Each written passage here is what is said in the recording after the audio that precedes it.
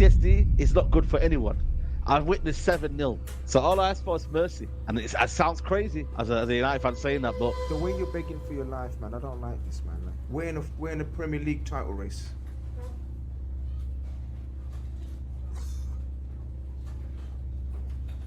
you okay?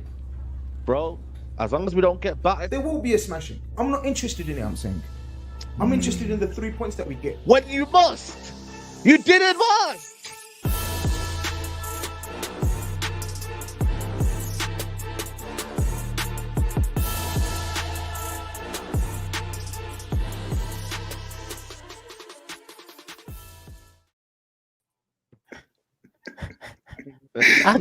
How did Saeed so strays? Bro, that's what I'm saying, man. That wasn't even part of the plan. Skull checked me there, you know. My Skull checked me, man. No, Skull, I don't trust you now. I don't. Skull. Skull. You didn't know. Oh, Skull's killing me, man. Man, that guy rapping, by the way. By the way, who sent him that? By the way? Who gave him that video of that first? Because that's not me, by the way. I think he just. I don't know how he finds it. I don't know, man. Someone's out there giving supply. Most of his what's the word? Ammunition is supplied to him from our subscribers and viewers. They like send him. They send me loads. Yo, can you pass this on to Skull? It's a Mazzolini. Bro, he looked like he was like wearing some boohoo magic. It's right there, bro. That guy looked just like you, bro. It's the trim. They had the same trim. No, I got a better hairline than that, man. Come on, man. I just got a trim today, man. Oh, sorry, the other day, man. I got a better hairline than that. You know what I mean? Allow me, man. But I ain't a rapper like him, so maybe one day we'll collab, man. We'll collab in it. Come on. Big up the people with the assist. Big up keep the assists coming, people. Why not? It feeds Skull Thuggery, helps feed the show. Love it. We love it too. But big up everyone here. There's already 3.4K in the building. We're less than 3 minutes in. So hit the like button. 1,000 likes nice and early. We should be able to hit 1,000 likes before 5 minutes if there's 3.4K here. If we do that, move on to 2K people. Just hit the like button. Doesn't cost a thing. Just scroll down, hit it, come back up. Make sure you subscribe. Put the notification bell on. All of that good stuff. Big up Flexi Spot. They're sponsoring the show tonight. There's a link in the description. There will be a link in the live chat if it's not there already. And I'll tell you more about that a bit later on. But obviously we're here to review game week 17. I'll get onto the super chats in between the subjects as we always do. So big up everyone sending super chats, big up everyone sharing, showing some love. We are, well, I should have had it up already. I'm going to get it up real quick right now because I want a reminder of where we are in terms of the subscriber count. We're trying to hit 50K by the 1st of January 2024. We are less than 800 away. That's got to be done today. That's got to be done today. I'm sure it can be. Standard 800, you know. We're close, people. We're close. At one point, I thought we're not going to make it. The last show, people, you showed a lot of love because we got a hell of a lot of subscribers. So 50K is the target, 1st of January. If you can help us, we're 800 away. So we'll hit the subscribe button, people. And let's get into it. Only one place to start, really, because it is meant to be the big one. It didn't turn out to be that in a result sense. But Liverpool 0, Man United 0. I don't even know if I should start with GRIZZ first being the home team or SAEED being the happier of the two, I guess. SAEED, talk to me, man, because, I haven't spoken to you yet about the result. Nah, they didn't must, man. You know what I mean? Liverpool didn't must. You know what I'm saying? That's what it came down to. They were meant to destroy us. They were meant to beat us, but they didn't. Am I celebrating it? No. They said it's a draw. I'll take that, but their stars didn't turn up, man. The stars that I was meant to be told, you know what I mean, that were meant to turn up. Mo Salah, I mean, you know what I'm saying? Where were you, my bro? The Hungarian Steven Gerrard. I think we have to have some conversations now about him. You know, he's meant to be the guy that does what Steven Gerrard does. You know what I mean? Turn up. But didn't do that. You know what I'm saying? This is a madness, man. You get me? Like Nunes, no, nothing. Should have been sent off as well. You know what I mean? But listen, we did our thing. We nullified Liverpool. They were meant to be the big dogs. You know what I mean? The big dogs did not turn up. You know what I mean? The title challengers, or should I say title pretenders, they did not turn up. You know what I'm trying to say to you? So I think GRIZZ was, even though he was saying, I'll take a 2-0, he was like, you know what, if we don't win here, it's really embarrassing. It really, really is. So I can't lie. We did our thing. We nullified Liverpool. Wasn't a great performance from us. Probably the deadest game we've ever seen this season. It's definitely up there. One of the worst games of the season. But like I said, I came from it with nothing, and I leave with what I wanted. The draw. I'll take that all day long. Like I said, it's a bonus, and we move. You know what I'm saying? It's the man below me that was giving it a little bit in that regards of certain players, and they didn't deliver. So I think we need to hear more from him rather than, I'm trying to say to you, hear about a Man United team that really didn't want anything from this game. Let's be honest. We knew we were going to get beat, and it didn't happen. So let's see what the big dogs over in Liverpool are saying. What are you saying, Chris?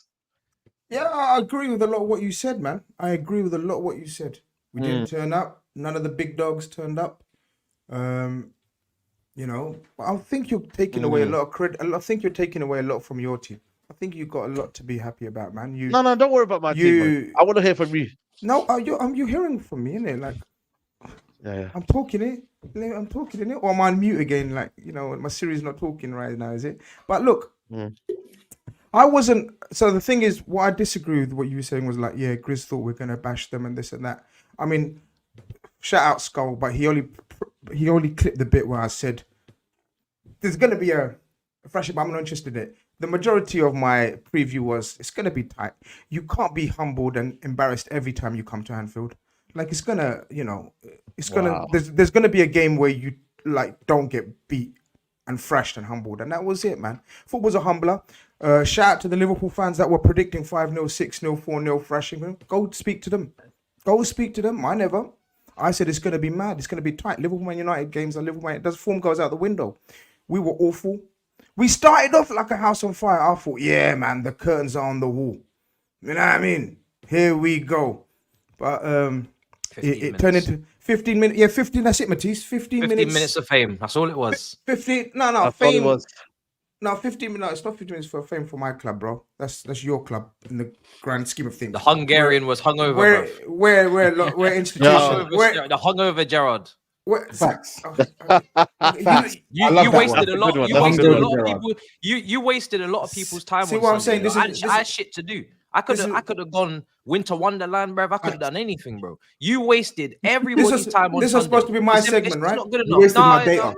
You wasted my data. Saeed said, "Let GRIZZ speak." Because I don't like your tone. No, everyone's involved, man. It's too calm. Yeah, man. Your tone is too calm. That was one of the worst games of football I've ever watched in my life. I told you I'm not here to entertain. It's business. It was a business. It was a transaction that didn't go through. They got so lonely at the top. They said they didn't want to be there anymore. You look fraud. What do you mean transaction? You committed the transaction. Bro. I'm not happy with the business. It didn't go through. Oh, he's killing me. Who? Oh, yeah. No. But yeah, look. Let me give you a quick opinion on the game, and then you look and do what you want and say what you want, because that's what you're here for. I'm here for to talk about my team, and I'm not happy. I'm not happy about my team. We didn't play well. I was screwing on the way back. 2 a.m. I was tired. I was frustrated that one of them 35 shots didn't go in. Stephen, it was after about half an hour, I knew it's going to be, we need to just score a goal. It's a 1-0 game. That was all about, and we didn't even come close to it. It was desperation at the end. Klopp's substitutions made us worse. First time this season where his substitutions made us worse. And you're right. All those players that you've called out deserve to be criticised. I thought Virgil van Dijk was probably our best player. Trent tried his hardest. Everyone else was below par. Our front three and our midfield three were non-existent. The balance wasn't there in midfield. I was very surprised he didn't pick Harvey Elliott or Curtis Jones, one of them, because Curtis Jones been balling before his injury, and Harvey Elliott's been balling since. But neither of them were involved. And yeah, my boy Szoboszlai has taken a dip in form. It's not a problem long term, but he's playing he was the worst player on the pitch. He was the worst. It's been the worst. It's not been a great player for a while now. He's not been great for a while. He's been hooked off game after game. You know, Grizzy. Let me ask you a question here. I said Harry Beckenbauer.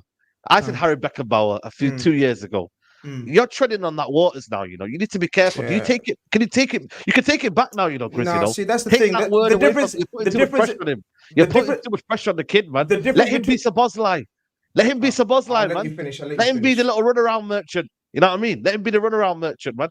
Let him be that guy. Okay, you the pressing machine. Okay, you said it about Harry Maguire about 3 years ago or 2 years ago, and we've seen the decline since. Give my guy 6 months at least, innit, my brother? Stop talking after a month. Like, let him have a month. He's had a month of... We know he ain't going to be Steven Gerrard. How about that? I know, and everyone knows he ain't going to be Steven Gerrard. Steven Gerrard was a generation. You can't don him Steven Gerrard. If you lot really... the level of pressure you're putting if you lot really think that was a serious... He was the Hungarian Højbjerg, if at best. He was nowhere near Hungarian Steven Gerrard. I doubt your football if you think that was serious. Oh, he called me the Hungarian Højbjerg. I'm never serious, then, innit? I'm never serious. I can't talk over that laugh, man. Look at that nasty. Shut your my man. Days. They laugh so loud. Move back, man. Move back from the microphone, man. Oh shit! I can't hear anything when he's laughing. I can't hear anything. I can't think. He called you like the Hungarian Højbjerg. Oh, Højbjerg, that's why you're laughing, yeah? Okay. But listen, we were nasty. I woke up this morning and then I realized, yeah, man, it is where we are. I predicted us to finish second, and we are second after the results. That was a horrendous result in the context of Man United and where they are currently. Yeah, 100%. 100%. There's no one that can deny that.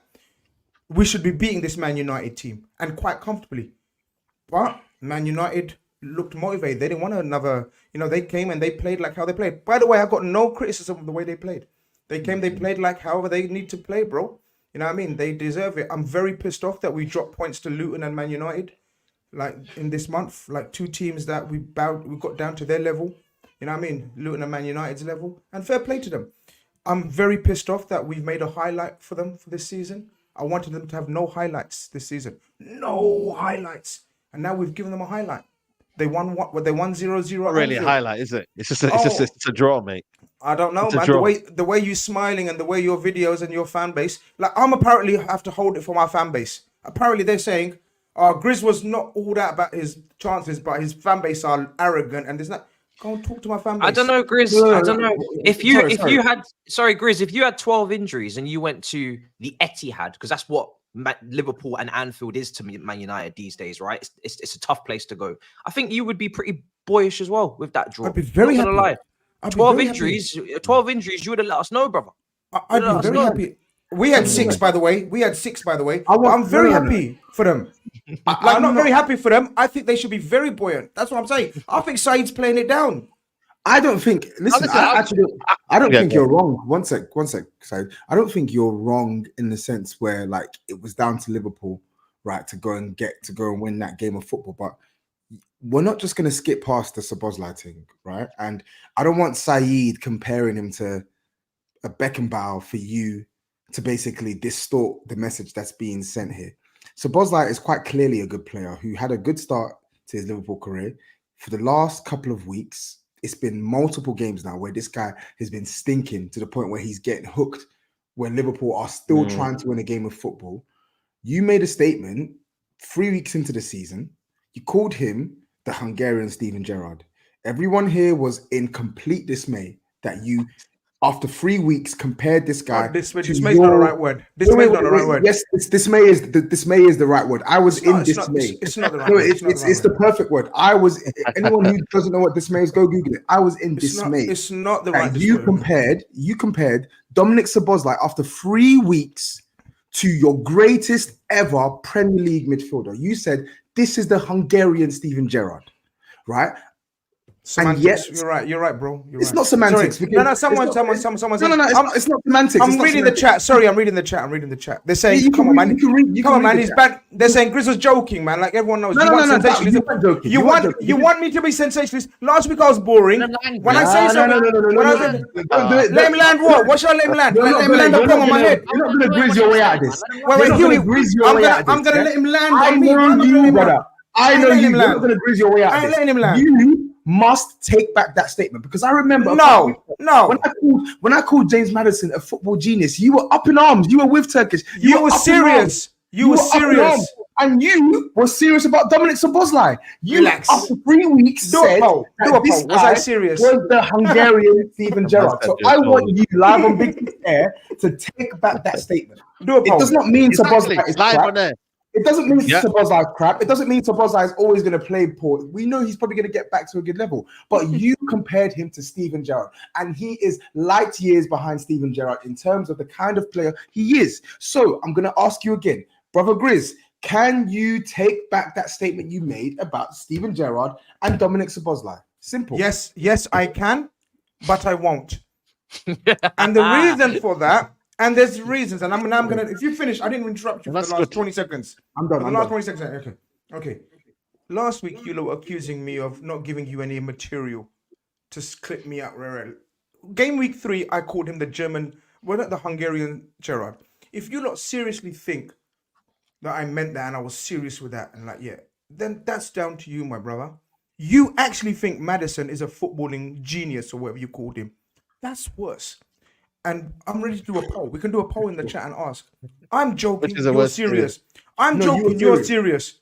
No, you were serious. In your heart of hearts, was I serious, my brothers? You doubled down. My brothers, my family, my brothers. Do you know why? Do you know why I know you? Do you want me to? You were serious. Do you want me to tell you how I know you were serious? Because I went onto the football carnage, and I heard you say the same thing.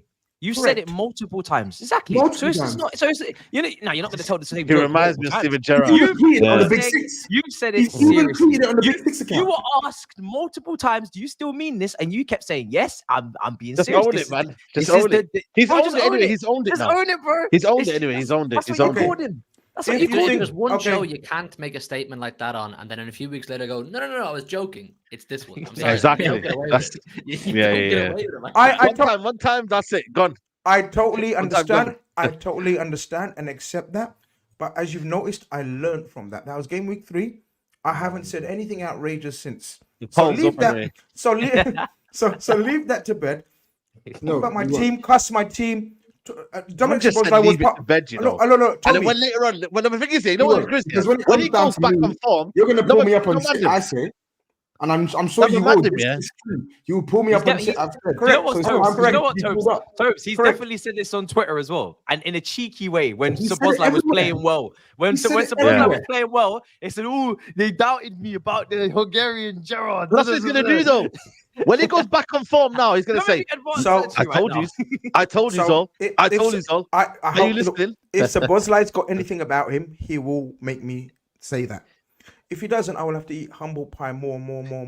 What I'm saying is Szoboszlai was awful. I'm the one who said it first, guys. He was awful. I was screwing with his performance, but he was not the only one. There was loads of players that went missing or didn't turn up. And Man United. Salah. Talk to me about Salah. Come on, man. You're going to make a fool of yourself if you want me to talk about Salah about 1 week. Don't. You know what I mean? Salah, you know what I mean? But you know what I said before, Declan Rice has been the best player this season, Salah scored more goals than your whole team put together. No, but come on, man. Don't use that as the barometer, man. Don't use that as the, you know what I mean? Salah. No, don't do that. Don't do that. Salah was crap. You know what it is with Salah? Salah was crap. That's not what I was going to say. But for me, you know what it is with Salah this season? I don't think he's been playing that well, you know. He's been getting the goals. Now, see, this is where you're going to be. No, but hold on a minute. No, I'm not going to interrupt. I want you to finish. I'm just letting you know. I'm not going to interrupt. This is my analysis. This is my favorite part. Go on, carry on. This is my analysis of Salah, yeah. When I said a couple of weeks ago, I said Declan Rice for me is the best player this season. And I think you were up in arms about it. You were like, what about Salah? I said, Salah's been getting the goals. But when I watch Salah, I'm not like, wow, best player this season. When I look at Declan Rice, I'm like, he's been the best player this season. And that's all I said. I said Salah's been getting the goals, but I don't go out and be like, wow, Salah's been amazing this season. That's just my kind of opinion on Salah. But you went a couple of weeks ago, what are you talking about? So my opinion is not kind of like, it's just about yesterday. I feel like it's just a generic feeling this season. I don't think Salah, performance-wise, has been there. That's all it is. That's no problem. You're entitled to opinion, and we all know your opinions every week fluctuate. But that's fine. You carry on having your opinion. No, about Salah. No, about Salah this season. I know, but that's fine. Even if Salah scored 40 goals, you'd still say, and you have been saying in the past, every season you've been doubting Salah. Every season he smacks you in the head. No, talk about this season. Talk about this season anyway, right now. Anyway, talk about this season. He's top scorer and his top assister. So what would you want to say? Because he didn't perform against your team. Yeah, but Haaland's not human. But I have the humans, like Salah's a top scorer. So, but listen, but the point being, look, let me quickly finish up my thing about Liverpool. I was pissed off, I was screwing, and all of that. Then I thought to myself, the overreactions are always based on people overreacting in the first place. Now, I didn't overreact when we were first. I was like, yeah, it's going to be a wild race. I was saying it last week, and I'm not going to overreact now. If you want me to, or if you want an overreaction, get someone else on the show. You already know. I'm not going to overreact. If you don't want me to cuss down my team and say, sell this, X this, Y this, I'm not going to do that, innit? Because I know next week, Arsenal coming to town, possibly the title favourites now. It's going to swing every week, isn't it? It's going to change every week. And if we win, we possibly go back up top. So life's different. Life changes. It's all about taking each week as it comes. And right now, I have to hold that because we couldn't put a shit Man United away. Man United, that's, everyone else has been thrashing, and we thrashed in the past. We could put it away. Now, whether they improved and we deteriorated, or we're suddenly crap, and that's up to you. How you want to give That's not how you don't want to talk it. Me, I thought Man United were very good, and Johnny Evans and Rafael Varane is their best partnership. That's what I was going to mention. Yeah, Varane was brilliant. That's what I was going to mention. Varane. They weren't that good. Defensively, they were all right. I'm talking about defensively, man. Of course not. Varane was excellent. If you watch Varane, I think he had 15. In terms of blocks and whatnot, he was excellent, absolutely excellent. This is why I've been saying about Varane is that he's our best box defender. Play him. This manager, he's just been waffling to the media that tactics and all that bullshit, man. Listen, he's your best defender. We're not playing this prime Ten Hag ball that everyone keeps talking. We're not playing out from the back. So what you got to do is play your best defenders. So for me, I thought Varane was outstanding. Leadership, clearing, headering, everything. He was there, man. So I want to give a mention to him. Obviously, Dalot, until that stupid red card. That should never have been a red card, by the way. He was good as well. I thought Luke Shaw did well on that left-hand side. Evans, I'm experienced in there. Johnny Evans, bro. I told you. Johnny Evans. Kobe Mino as well. No, shout out McTominay, bro. Your skipper. We need to hear this. Shit. He was arse. He couldn't play a 5-yard pass. You don't watch the game. He captained your team every single could not play a 5-yard pass. Didn't he trip over himself trying to come out? You lot are racist. You lot are racist, man. You lot are racist. People take it literally, This is Don't racism. say that. People take it literally. This is racism, man. This is racism. Bro, you mentioned every foreigner under the sun, but when it comes to British McTominay captaining his team to a 0-0 at Old Trafford, you don't want to know this. Mine was English. He was quality. Anthony was better but McTominay's Scottish. McTominay's Scottish. You're racist. I like you waffling now. I thought Johnny Evans for me was magnificent. And Sorry, the man of the match. Can I say man of the match? No, Varane. I think the fact that we're coming out here and we're saying that Man United's defense were man of the match contenders.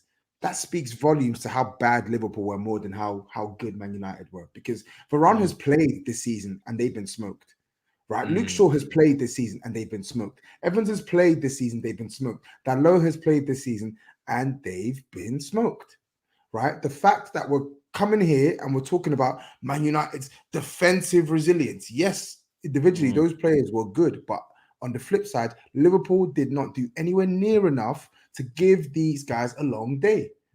They didn't. See, I don't think that's facts. I think he's taking away from your defense. If I was a United fan, hold on, let me land now. If I was a United fan, I'm not. I would be proud of my defense. Grizz. Right now, let me land. Man. We can't praise all their back defenders, right, and then say, yeah, but Liverpool are poor. We know Liverpool are poor, but if Man United defenders weren't good, we would have still won. Makes sense of Yeah, it. but Grizz, Kobe Mino and Amrabat were booked, and fairly early on, right? They were booked with enough time for you to get some change out of them and really go through that midfield. Liverpool, at no point did I see an ounce of quality from you in terms of opening up Man United, playing any sort of accurate pass or any sort of combination play. Everything Liverpool did in that game, every single game, every single thing that Liverpool did was just percentage passing. You guys were just lofting it into the box, crossing, like just such route one direct play. There was no patience. There was nothing methodical about it. There was no plan. Like you against that low block were like us. That's how bad it was. It was just shocking. It was awful. All of that. No tradition. Do you agree with my point on Man United? Do you agree with my point that Liverpool made, like, don't get twisted, Man United defenders defended well, but Liverpool made Man United's defense look but better. I'm agreeing with that. No, look, Tobs, I don't think you understood what I said then. I agreed with you from our part that in terms of we were rubbish and we were poor, we were crap. All of what Matisse said, we failed to create chances. We weren't composed in our build-up play. We rushed our moves. We were too hastily lumping balls into the box. But what I'm saying is, if in the same conversation we're saying Varane was quality, that's what Matisse's words were. Evans was quality. That's what Saeed shouted at Shaw and Dalot. And you're shouting at all the back four saying they had quality games. No, they had competent games. I'm not saying quality games. Some of them more or better than the others. Oh, so now they're competent. Okay, that's up to you if you want to downgrade your team's performance or your defensive performance. That's up to you. I would big up. We did what we had to do. We've cussed Liverpool. We've cussed Liverpool, and I agree. Liverpool deserve cussing. I don't think we have cussed them enough. Sorry, because we know that Man United have got a clean sheet at Anfield, but they're almost certainly going to defend poorly next week when they play, and then they're going to defend poorly the week after. If this defense is so proper, so good, right, then let's see it hold up in the next couple of weeks. Yeah, that's their business. That's nothing to do with me. But that's the point. Liverpool haven't beaten the big 6 team yet this season either, Tobes. Do you know that? Yeah, that's another start as well. No one's talking about that. I'm happy to give Liverpool that credit and say they're a lot better than they were last season. But I think some Liverpool fans are overgassing where the team is at right now. I personally don't think they're ready to be quite in that big title conversation. Arsenal look a lot more confident. Arsenal look a lot more settled. I still have full faith. We'll bounce back and we'll fix things. For Liverpool, have you changed your mind? Have you changed your mind? Hang on. Oh, have you changed your mind? I just said, have you changed your mind? You got this is true because he was one of the people gassing them, wasn't he? Yeah, you got triggered. Suddenly got triggered. Have you changed your mind? Yeah, that's actually so true. Have you changed your mind? So are you saying that you were wrong then? Yeah. Okay, that's fine. Fair. Yeah, I respect that. That's fair. I've no problem saying I was wrong. Do you know what I mean? Yeah. I just so think you don't think we're the closest threat. I'm gonna ask. Can I just finish this one? No, because you're. I've no problem saying I was wrong. I just think you don't believe it. You don't believe yourself. You don't believe yourself. Yeah, man. You don't believe yourself. You don't believe yourself. You don't believe yourself. Because it's like, nah, I'm not having it. He don't believe himself. But like I don't know if he wants to finish his point or not. Okay, I'll go mute. Go on, Hugh, finish your point because I think it's cool. It's cool.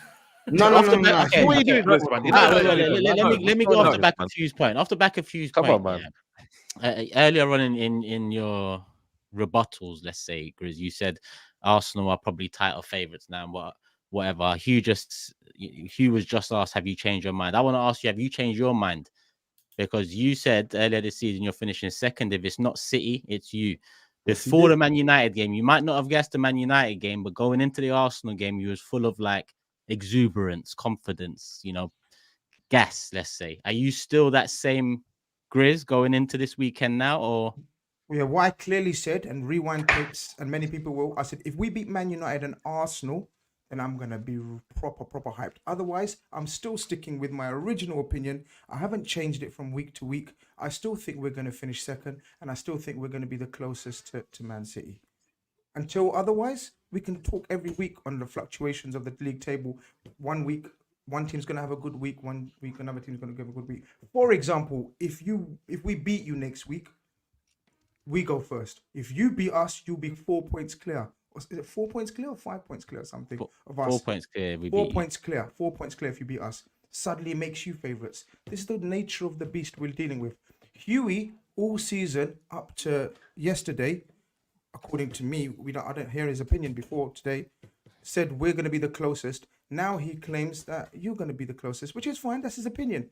Yeah, I changed my mind. That it happens. That's the way things happen in life. You know what I mean? Games happen and you change your opinion. But my opinion's only changed because I deeped it and I said they haven't beaten a Big Six team this season, which is a bit strange. It's a bit strange. Arsenal have taken the extra step. They've beaten us. They've beaten us in the Community Shield. They've beaten us in the Premier League. They look like they're going that little bit further, or they look more capable of doing so. I don't think you're at that level just yet. I thought maybe by now, with some of the performances, we'd look back and say, yeah, Liverpool, but no, I just don't. And you're getting, you know what I mean? Like your Crystal Palace thing, last few minutes, you got your win. You've had a few games like that as well. You're not really dusting teams. Do you know what I'm saying? We dominated you. You came away with a lucky draw because of Trent's goal. You're not really dominating like that. Arsenal are. That's my only opinion. That's why. Yeah, that's fine. No problem. Next week, I know it's going to change again. Can I ask though? I know this wasn't the game for it, but when is Højlund going to score or assist, man? SAEED, when is Højlund going to score or assist in this league, bro? I was thinking that we were going to finish it. He should have scored that. Because he cost 70 million, bro. I'm sorry. If this was anybody else, I'm sorry, they'd be getting absolutely cooked. When is it? When are we going to get a goal or assist, bro? They're calling him Højlund on Twitter, bro. Nice. Wow. The thing is, right, I watched this guy in Serie A last season. So I watched him last season, yeah, for Serie A. You know, Matisse, and Girona. And Girona. Yeah, and Girona right now. You know what I mean? Shout out to Girona for the 2-3-0 up or something. But listen, I watched him last season and I was like, he don't really strike me as a out-and-out number 9. I think he's more of a winger, kind of right forward type. I just thinking we were mad to buy him for 75 million. But there is context to his bad form.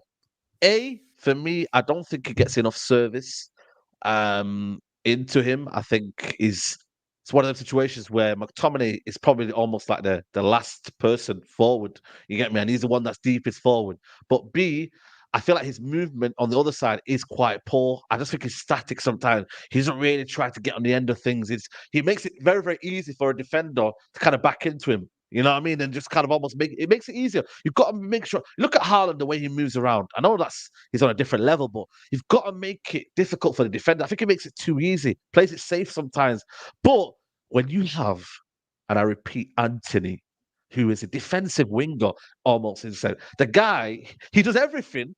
But when you get to the end of the box, brother, absolutely nothing. Garnacho on the other side, he's a bit more kind of, he wants to run at people, not the kind of person that's going to pass it to people and whatnot. So the people around him, I'm like, it's difficult to really, really get something. But I do think for me, in terms of finishing, he doesn't strike me as a natural finisher. And that chance there against, what's it called, Alisson, you've got to put that low between the legs or something. You straight at Alisson. You know what Alisson's going to do? He's going to come at you like Peter Schmeichel, put his body across, and you know he's going to get that bit clever in terms of finishing. And I think sometimes his finishing is a bit too. I remember Sheffield United straight at the keeper, a couple others straight at the keeper. But he is young, and I think age sometimes we overuse him because Kobe Minor's playing in midfield. But it's different when it's a striker because you have to almost kind of have that one chance, one goal.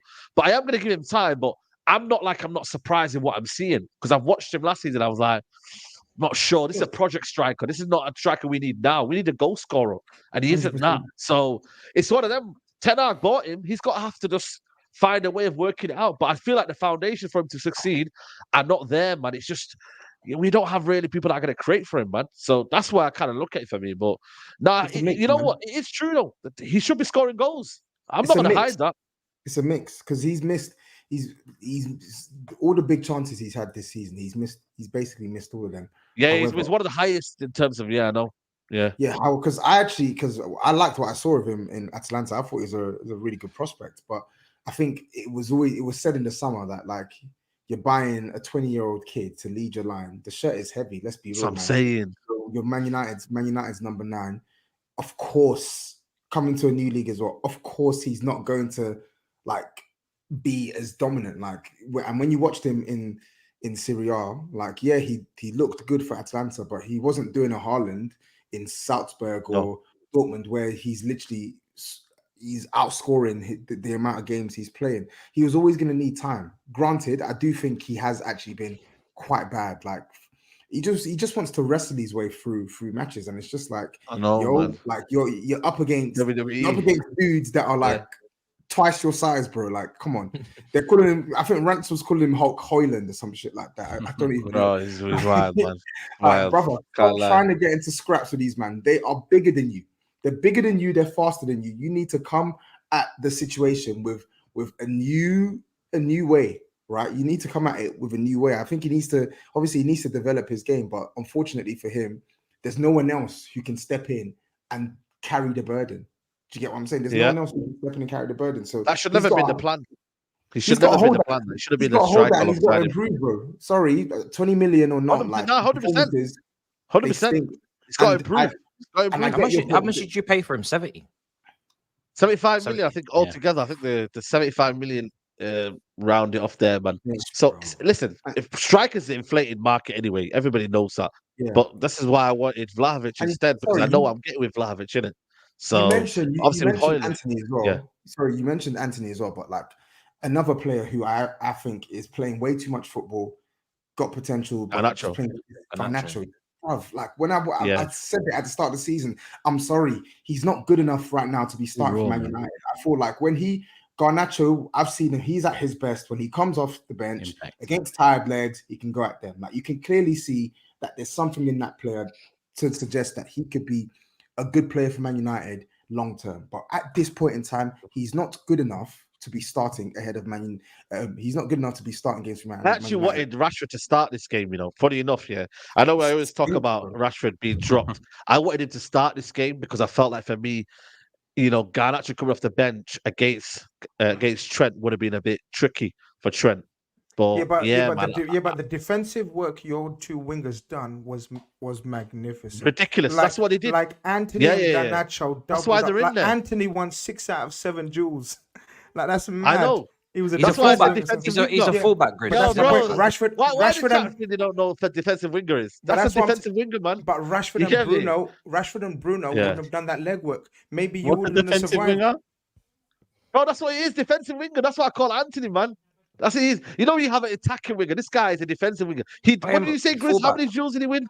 6 out of 7. Yeah, man. You get him. He needs to play fullback. But then when he gets to the actual byline and he actually needs to do something, bro, he never does. He had one good play. I think he played the ball into McTominay. That was our best move of the game. He got the ball, played it to McTominay to Højlund, but after that, it's just, bro, man. I'm just like, I'm tired, man. Yeah, and I'm watching Kudus. I'm like, yo, Ten Hag, man, you brought the wrong player, man. Kudus is the one we should have got, man. But listen, another life, you know what I mean, another situation. More of Højlund though. We need to shine a spotlight back on Liverpool's attackers as well, because I was in I was in a chat with Grizz on. I didn't watch it today, but I watched it last week. Grizz, you know, Mush has been banging on about your attack for weeks now, right? And it's not even just on Nunes, but I will speak on Nunes as well. It seems like if Salah is right now, they're either all stuck in a rut, or some of them are showing small early signs that they may not be ready to carry the mantle when Salah doesn't do what Salah does. Because I think Salah has done what he's done all season. Even in some games where he's not played that well, he still managed to score. He still managed to assist. We're still looking for goals for Diaz. We're still looking for goals from Nunes. Nunes especially, 85 million pounds all in on this guy. Like, I'm sorry, he's not good. I don't know where this cult following from Liverpool has come from. He's not good. He doesn't have the technical quality to actually link things together. And then the one thing that he does have, his movement, his speed, etc. He fumbles every single big chance he gets. It's ridiculous now. No goal in 10. And this is meant to be your number 9. 100%. I would understand if he was playing in a team that didn't create chances. But Liverpool, statistically, you see it, the XG. The highest, I think, what is it, like the second or third highest XG of any team in the league this season. The amount of chances he gets, when you look at his conversion rate, it is pitiful. It is 100%. The disruption came when Gakpo got injured and Jota at the same time, and then we relied on the only 3 forwards we got, and then obviously Diaz, his father, gets kidnapped, which was tragic for him. Not tragic, but it could have been tragic. It was very, very awful situation for him. But I agree with you. The attack isn't functioning as a unit overall. Otherwise, we would be first or a few points clear if they were functioning. But that's what gives me hope, Tobes, that they're not functioning. I agree with you. Yet we are where we are. So it gives us scope to get our game together. You guys already heard about how much I speak about Jota and how vital I think he is. The difference between Jota and all the others is Jota can be involved in a nasty, crappy game like that. And he will score because he's also a killer in front of goal as well. That's a killer for a goal. That's what I mean. So he doesn't care how shit the game is. Whereas Nunes is a confidence player. Diaz is a confidence player. And Gakpo's not been given too much of a chance. So for me, Jota might not be a certified starter, but he's that important squad player that every team needs to just make others improve, or he improves the team. So yeah, I agree with you. The last 4 weeks without a goal, any of our front three is simply not good enough, especially for a team that makes the chances we are. The only caveat to that is, apart from Salah, they've all been there 2 years or less. And to replace someone like Sadio Mane, Bobby Firmino is quite a step up. So they've only been there 2 years or less in some cases. So they've got time to develop. And they will have to develop. Otherwise, we're going to start. Can Jackson develop? Or is that only applying to Liverpool attackers? No, Jackson looks poor. Jackson looks poor. Nunes doesn't look poor. Nunes doesn't look poor.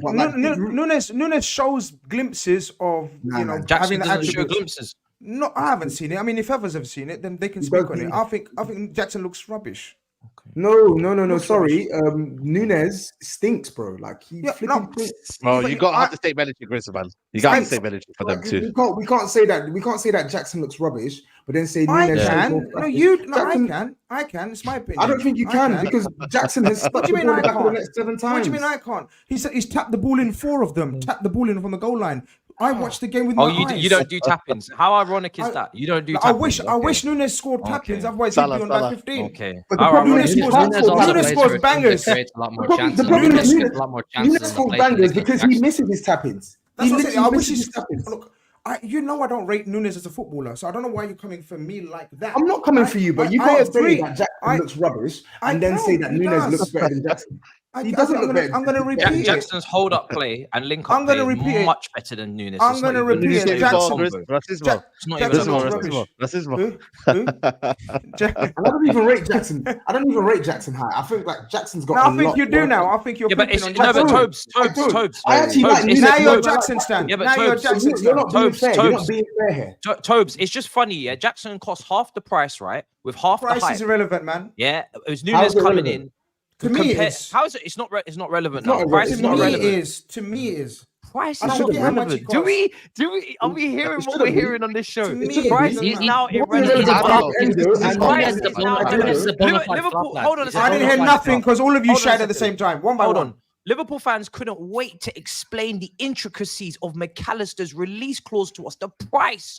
McAllister ramming it down our throats. But now the price, you don't care. Now you don't care about the price. Okay, another poll. Jackson or Nunes? I'm not finished. Liverpool are meticulous with their business, the way that they spend, so responsible, all good on you. Now you don't care about the price. When I'm talking about Jackson, half the price of Nunes, and you're telling me not good, good footballer, but Nunes is happy to do chaos consuming and move like a madman, miss massive chances in a system that is far more fleshed out than ours, right? Under a manager that's been cemented and ingrained in the Liverpool heritage. You guys create chances just for fun. Chaos, Nunes, chaos. But you're missing big chances. You can't link up play. You can't hold up the ball. You can't bring others into play. You can just be chaotic.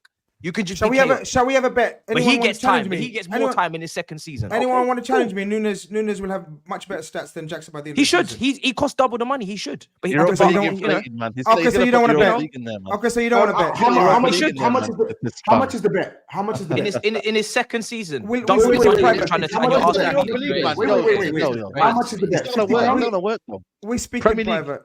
We speak in private. Because I'll take that. I'll take that right now. Okay, no problem. Toby's taking it, people. We speak in private. Yeah, cool. Because the thing is, Toby, make sure you agree Premier League only. By the way, real Toby, the rest of you, the rest of you, Kalma, are real Toby in. I've won about 6 bets of him already in the 2 years. Now this is number 7 incoming. Number 7 in bet coming. The funny thing is, I don't rate any of these guys high, right? But I thought like there was stuff that I liked in Nunes, like you're scruffy, you ain't got tech, but you're a threat. Like you're a threat. He's not a threat now suddenly as well. But it's just why can't you score? It's raw. He's raw. He's raw. He's rubbish, man. Take it. It's rubbish. He's raw, man. Nobody said he's rubbish. He's raw. Nobody said he's rubbish. So what is he? I think he's rubbish. He's not performing. There you go. And I want you to criticize him. I think he's rubbish. Toby, where don't I criticize Nunes? I criticize Nunes hell a lot. I don't rate Nunes. How many times I said it? Luis Diaz as well. Tobes, listen to me. Luis Diaz. SAEED. Thinking, bro. Shush. Toby, I don't rate Nunes. How many times have I said it on the show? GRIZZ. How many guys? Turkish. How many GRIZZ. times have I said I don't GRIZZ. rate Nunes? Yeah, GRIZZ. yeah, said it. Is he not your record signing? Right? Yes, brother. Record signing. Yes, and He was going to compete with Haaland. He was going to compete with Haaland when he came in. When you spend 70 million plus on a striker, I don't want to hear, but we don't have this other striker called Jota, or we need Gakpo. Brother, he's meant to be playing every single game, and he should be able to be Liverpool's main man, no? Is that not what he should be? Why do you need to rotate your forwards with somebody that costs 70 million? Is he a rotation striker? Did you spend 70 million on a rotation striker? He's playing on the wing, man. Is he a 9? Does he need to play left wing? Where does he need to play? I think a year and a half in, even though GRIZZ has said he doesn't rate him, I think a year and a half in is a fair amount of time to ask 100%. someone. End of the season, I agree with you. End of the season, ask me again, and I'll honestly give you guys if I think we should get rid of him. That's how deep I am with him. I agree with you guys. He's a bona fide flop, Darwin Nunes. No, but Huey, check this out. He came in. Hang on, let me just say my one piece on this. That's all. I don't care enough about Darwin Nunes to argue with you that much. He came in for a record. Wait, you're gonna do it though. Yeah, I am gonna do it. He came into Liverpool for a record fee. He came into Liverpool for a record fee. And whether you rate him or not, the Liverpool fan base rated him really, really quickly without actually knowing that much about him or without actually seeing that much of him. Initially, it was he's going to compete with Haaland who that didn't happen. Then it became he's Mr. Chaos. And now you're taking bets for he's going to do better than Nicholas Jackson. Yeah. He's going to do better than Nicholas Jackson. The guy's an absolute flop, man. That's what he is. No problem. That's fine. But you don't care about him. Let's go. Not enough to tell you to let me land, but now that you did, I'm glad. Thank you. No problem. We're going to talk on City, yeah? The biggest... Hold that. Look at the fire in GRIZZ's eyes, man. Look at GRIZZ. Chest is out, his shoulders are back. The actual worst... We're going to talk about City. The City have ruined your last 5 years, haven't they? We are going to talk about City. Yo, Huey, tell him to hold that. The actual You got to hold that, mate. You got to hold that. Yeah, man. We didn't buy Nunes, you did. We didn't break our record on Nunes, you did, and he's a flop. The actual worst result of we broke our record on Jack Grealish in Europe. We're gonna talk. Let's get into it. We're gonna talk for years, and we always tell you to shush. We're gonna talk for years, We're gonna talk. This could be your last year of talking. I always finish the conversation when it comes to you. I always. Wait, this could be your last year of talking. That's what. This could be your last year. Brother, when those charges come through, this could be your last year talking. We gonna talk. We've been talking. I've been talking to you for a long time. Say again?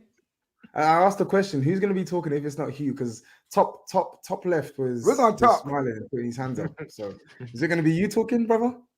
You talking to me? Yeah, I'm talking to you, brother. If it ain't City talking, it's gonna be us, bro. I've told you this already. Say less. It will be us, bro. Say less, my guy. I ain't missing my word with this thing.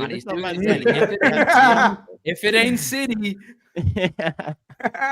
Let's get into super chats because we got about 31 here. Not all of them are on the Liverpool United subject, so I'm gonna filter out the ones that we need to save for later on. So don't worry. Why didn't I tried to tell someone to fuck off, but my comment didn't post? I probably said fuck. That's why. Oh, is that why? But I spelled it different. The algorithm still got me. I told one guy to fuck off because he's trolling me, but it didn't come through. But fuck off. Your card declined again. Card declined. Transaction didn't go through. Business. Sorry, yeah, let me go to the super chats. Toby, I see one from Toby. Where is it? There we are. Toby says, drop the big dog gimmick, Grizz. You're going to find out about the big dogs at the weekend, brother. Come on, you Gunners. AJ says, can we talk about the Hungarian Stephen G? Man has been ghosting for weeks after balling for the first few games, and Darwin Noodles. SMH. Hashtag Big Cheesy. AJ, hopefully we've satisfied your question there, because we have spent a fair bit on both players there. J Mon says, while Van Dijk was factually right, it comes down to the tactics and prep. You can't get mad at the ops when they set up differently than you expect. Quote, prepare to fail, fail to prepare. SAEED the Great. Big up, J Mons. Big up. Tim says, Grizz, I beg you cup your ear and tell us Nunes goals and assists per 90 again. We miss hearing about it. It's still good. Someone in the chat find out. It's still good. And Ada says Salah's best winger debate will be full of quote pocketed by Evans in 2023 title race. Reference 0 goals versus Chelsea, City, and United this season. Why always me says, why my wife asked me if the dishes were done. I just replied, Hungarian Steven Gerrard. She smiled. She knew they were washed. The hype didn't last long. That's creative. That's creative. Why always you, man? Why always you? Why always me? Regine says, let's be real, SAEED. As a neutral, I watched the match. You didn't nullify Liverpool. They had a plethora of chances and they failed to put away. I don't know if that's the right word. They had one chance, man. They had one real big chance, and that was Van Dijk's header. I don't think they had that. We had better chances than them when you deep it. Matty says, hope the panel is well. My birthday today and this weekend has been great. By the way, Grizz, when you must, you didn't must. Anyways, fairs to United. Then come on, you Gunners. Matty, happy birthday, my bro. Love for the support as always. And obviously this super chat too. But in general, you're always here. You're always showing love. So big up. Hope you're enjoying and enjoyed your birthday. Sadiq says, cannot lie. Salah's overall game since Everton has been disgusting. However, people are overreacting. We're in a transition, calmer, top 3, and a trophy. 100%. Don't get me wrong. I know Liverpool are in a transition, and I don't want to open up the topic again because we're coming up to an hour. We're going to move on, but you also have to understand that the patience of this transition wears thin when you look at Salah and Van Dijk and these players too, because take it from someone who knows, lo and behold, in 2 years, when that transition, you have this midfield for a few years and you start expecting, where do you think Van Dijk and Salah are going to be in 2 years? You're going to be transitioning those positions too, which is probably the biggest, two of the biggest in terms of Liverpool's great side over the last however many years. So football or soccer, Grizzly Bear, looks like Liverpool forgot their M95 pistol at home. Couldn't even beat United with McMayo on the pitch. Even Chelsea scored against us. Oh, it's a wicked picture. Check the picture out there. Did you guys take the proper picture? Come on, man. That's all of us in the New York, man. I can't even bring it back. It's gone. It was all of us in New York, man. It was all of us in New York. Big picture. Damn. My bad. You know what? I'll check it after when I watch the show back. Mayowa says, quick question for Grizz. What is the Hungarian Steven Gerrard's best attribute? So far, his energy, his technique, his striking the ball. There's the top 3 that come to my head. Clean strike of the ball, technique, and his energy is insane. There's other aspects. He's still young. Other aspects he will improve, and he needs to improve. Amir says, Liverpool have been out of form for several games. Fulham, Luton, Palace, poor game against United. After all this, still second. And I think that was one of Grizz's points as well. Sahel says there was a big dog that turned up. It was Rafael Varane, a masterclass in box defending.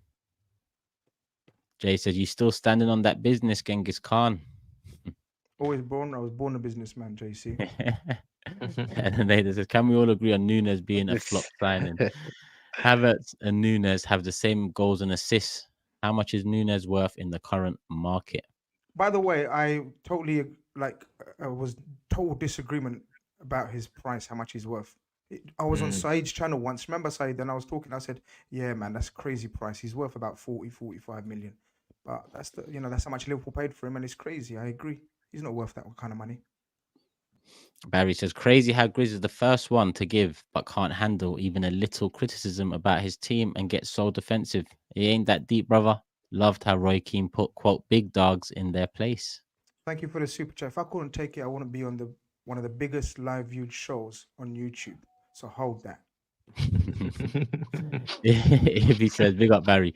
If he says Johnny Evans in 2023 walked into Anfield and got a clean sheet. Turkish, Jordan's little speech on Forever got me hyped. Not gonna lie, ready for Saturday, and we will be here to talk Thursday night show. Make sure you're there, people. Another big one, another big six fixture this weekend. First versus second, and yeah, we will talk for sure. Second time. Oh no, that's not about this one, is it? Shaw deserves a KFC family bucket and a large milkshake for pocketing Salah. Guys, who's better, Darwin, Chaos, Nunes, or I Show Speed? Don't get Grizz started. Mohammed says he was at the game, awful all round. Atmosphere too for some reason, and it felt like we dropped points to Luton. Front three have to improve. DM is needed to allow Shabozlai, etc. to play their game. We're making him do Hendo ball right now. Big up Mohammed. Oh, please. Please. They're going to tell us that because thank you for generous super chat. Thank you. They're going to tell us that because Liverpool don't have a DM. That's what's making Szoboszlai pass to the stands or to the opposition. Allow it, man. We've had enough of Toby's agenda, man. 1 hour of Toby's agenda. He's a good Grizz. He's a good player. I just don't like when people blame other factors for stuff that's so obvious. He's playing bad. It's normal. Keep the same energy for some players in your team. That I will. We're going to talk about. You're not gonna talk about the same. You're not gonna keep the same energy. I always keep not keeping the same energy. You won't. I always keep the same energy. Okay, what I'm saying to you is, I've literally said Dominic this Szoboszlai tissue I've wrapped up. I've made so many notes on this tissue. It's unbelievable. Dominic Szoboszlai is a good player who's playing bad. Sometimes good players go through bad spells. What is exactly why I said the players there's playing no. bad? Why do you nothing blame wrong with it that. at number 6? What There's does the number 6 have to do with him? I'll tell you what. Okay, do you want to get deep into tactics? I'll tell you what he means by that. What he means by that is we're not utilizing the strengths and skills that I've said he's got. What we're now doing is making him cover. He covers the most insane amount of space and runners, like Henderson used to. And what this brother's, I think, trying to say is we're not utilizing him in his. We're making Trent play that role now. We're inverting Trent. So that's what the brother's saying. Oh, please, man. Whatever. Yeah, please, Turkish, move on, man. Yeah, a handful left on the Liverpool United subject. JL says XG hype. Liverpool didn't create any clear-cut chances and they were toothless. Need to start having honest conversations about Nunes, Gakpo, and Diaz. I think the Nunes ones started. Diaz ones are starting. Have all of them, man. Have them conversations, man. Keep having conversations wherever you are. Bedrooms, cafes, wherever you are, college, university. Have them conversations. Aju says, one thing I understand from your show as a weekly listener, finish Matisse and SAEED when you get the chance. Otherwise, they will come back for you. I think we all know that. I'm actually calm, man. I don't think I've done anything today. That's mad. Like, I normally come with bigger energy than this.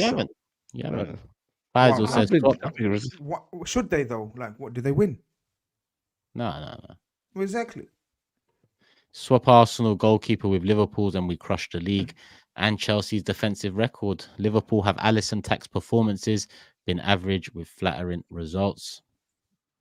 Ahmed says, Grizz was so giddy when City drew. He even did a show on it. He was smiling and saying we can get a little gap now on City. Embarrassing from Grizz. Hold on, I can't let that. Embarrassing from you, Ahmed. I can't even let that slide. Sorry. Did you just say smash Chelsea's defensive record? 15 goals conceded in one season because of one signing. Allow it, bro. Allow it. That's like me saying I could go unbeaten. No. Well, let's put some respect on that record, please. Yeah, embarrassing from you, Ahmed. I didn't do a show just because City drew. City have drawn 5 out of the last 6. I would have done 5 shows. I done a calling show on Saturday that I do. You check it out. Calling Khan. Call me and we speak, bro. Call me. Calling Khan. Come on. You'll never walk alone. You're blocked, bitch. You're blocked. You can't call shit. Who's you can't call now. Yeah, Toby's calling on my show. Shit. You'll never walk alone. Says, forget Nunes. Diaz stinks. I don't know if he's just bad or doesn't suit us, considering he bangs for Colombia. It is concerning. Scapegoating and he also has scapegoating Nunes when the front three are bad collectively. TOBS showing chest because Richarlison has finally bagged a few. People just come in there and lie, man. It's hilarious, but fine. Egyptian the entire attack thinking. Sorry. Egyptian, Carlito, Uruguayan, Central C, Cartel, Chris Brown, Hungarian, Gallagher. That was some Egyptian Carlito. Who's that there? who that is. Oh, sorry, I see Jamon's one there. I'll save that. Jonas says Nunes had a similar ceiling to Lukaku, physical specimen and a handful, but inconsistent technically and a low game IQ. Liverpool fucked up. Yeah, I don't know about that. That's a joke. Lukaku was back in double figures at exactly in the Premier 19, League. 20 years old in the Prem. Stop it. That's a disrespect to Lukaku. There to go to us says Shabazz criticism is kind of out of hand. Don't think Liverpool are playing him where he's most useful. They need a proper DM. And that is the last one I have on the Man United Liverpool stuff. So big up everyone that sent in a super chat. Big up everyone that's here. 8.5k in the building. We're 45 likes away from 1 hour on a dead game. Mad. So make sure you hit the like button. Let's get over 2,000, closing on 3,000 before the show ends, because we've still got maybe up to an hour left, depending on how the next conversations go.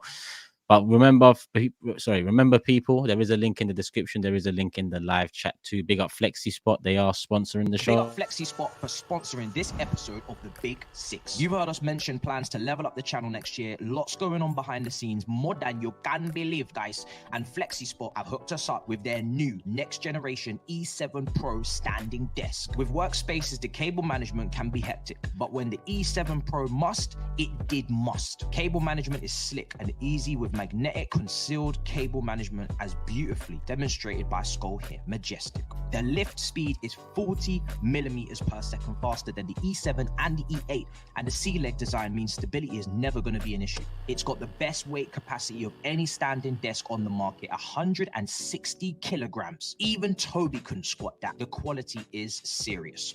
The link to get yours is in the description and pinned in the live chat. They're running a Christmas sale with up to 50% off, so love for the love, FlexiSpot. Check them out, people.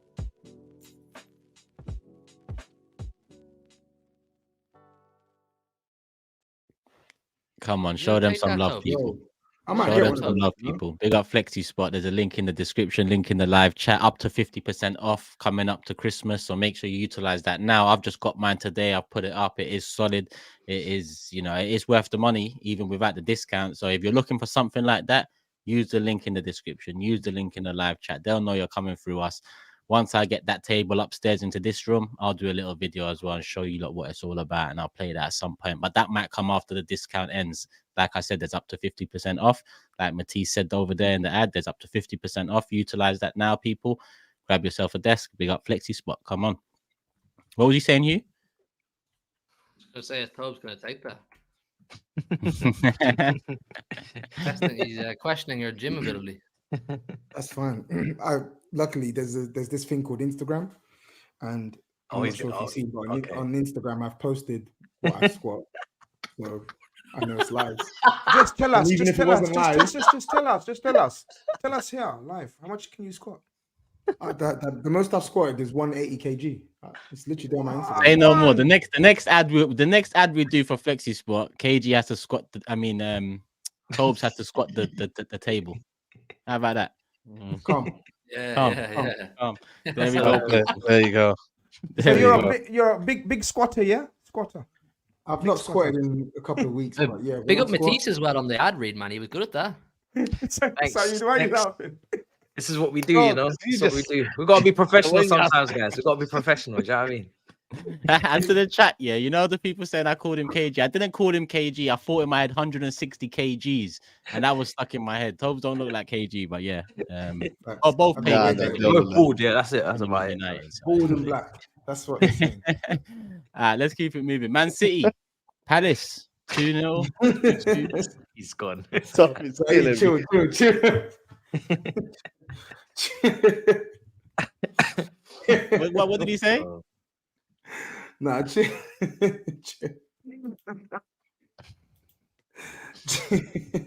You lot listen, I'm dying. Yeah, we're good, man. We're good. Sorry, man. Sorry, we're unprofessional, man. Unprofessional. Go on, man. Go on, Hugh. Man City 2-2. Talk to us. Yeah. Long day at the office. To drop points from a winning position again, massively disappointing. It was just one of those days again. There's a pattern emerging. There's a pattern emerging with Manchester City where we play really well. We get ourselves into winning positions, and we should just save the result, play for the result, go back into defensive mode and just take our 3 points. And that's what I was thinking was going to happen when we're 2-0 up with 15 minutes to go against Palace. I'm in the stands laughing with my mates. VAR decision after VAR decision. Some go away, some don't. Who cares? We're 2-0 up. Mateta goes and scores. Kyle Walker, for me, I want to have a conversation about him. Was poor for that. And then they go and get the penalty, and you know, it's done at that point. We've dropped more points. We keep letting teams off the hook. We keep putting ourselves in good positions, then not seeing it out. And I have to, at that point, question the mentality of the team. Because if it happens once, like, say, the Chelsea game where it's 4-4, I go, okay, it's just a crazy day. It is what it is. Then it happens again and again and again. You know, Tottenham we should have beaten. Liverpool we should have beaten. Palace we should have beaten. Villa we were poor that day. So, yeah, man, it was rough. It was a rough day for me as well. You know, Ryanair let me down. I never seem to be able to fly with Ryanair, and they get me home on time. I was hoping to be home for 11 o'clock, but I wasn't home till close to 3. So look, it was a rough day, man. I don't know. It's game management, the mentality for me at this point, because, like I said, when you're 2-0 up, you should just be playing for the result. And then I'm standing in the south stand looking at us attack the other end, and there's 50 minutes to go. We're 2-0 up, and Vardiol is basically playing as a left winger. Kyle Walker is basically playing as a right winger. And there's only 2 back in defense, and I'm going, what the hell are you doing? Like, there's no need for you 2 to be up there. So there's just a few things. There's definitely a few things that are wrong. But look, it's not all doom and gloom for me right now. We've had our bit of a crisis period. We're 5 points off top. Kevin De Bruyne is back in training today. We're going off to the Club World Cup. Starts tomorrow. Could come back Club World Champions with a bit more of a feel-good factor. So I don't feel rotten about the whole thing, but no doubt things need to improve. I don't know what you guys think. I'm just ready for change, for improvement. 1 win in 6, man. That's mad. Unheard of, man. I think it's, for me, I'm shocked with the fact that you have let that lead slip, because you guys know you've been in these positions before in title races where you know you don't need to blitz everybody and you don't need to go and get that 3rd and 4th and 5th and 6th. You can just go and win that game 2-0 and then go off to Saudi and go and do your thing. So I don't really understand it. I think we've been speaking about it the last couple of weeks about some of the positions that, you know, players are playing in for Pep, Vardiol being one of them. This guy costs 90 million and he's not even playing in a position. How much? 90 million. He's meant to be one of the up-and-coming centre-backs in the world, and he's playing. That was euro. It was like 74 million pounds. Yeah, regardless, it's a lot. And, you know, I'm not seeing the level from him of what I've seen at Leipzig. Even like there's a drop-off for me this season. He's just playing in a weird position. I don't know why you're persistent with it. But listen, I think you guys, once De Bruyne's back, I would be cautious on over-relying upon him because of that injury. He's just coming back from that. You don't know if he's just gonna click immediately. It might take some weeks. I think you guys definitely need to go into the market and, you know, fix a few things, man. You look a little bit. I don't know if you need to. It shouldn't really be motivation issues, because most of this City team haven't won every single one of those titles. Some of Haaland only came last summer. There shouldn't be motivation issues really, or complacency for a lot of players that have only won 1 title, and some of them are signed from the summer as well. So I don't know. It's a strange one. I don't really get it. Yeah, I don't really like to criticize too often, but I do criticize some of the signings that we've made. I mean, we had Rico Lewis, who's 18. He scored his first Premier League goal on the weekend there, which is great for him. But he's a right back. He's always been a right back, and he was playing as essentially a number 8 for us. When you have Kovacic, Nunez, and Calvin Phillips, which is about 150 in or around odd million worth of midfielders, all sitting on the bench. Pep clearly doesn't trust them right now for whatever reason. We know Calvin Phillips, you know, he's done. He's going to go to Juventus by the looks of it in January.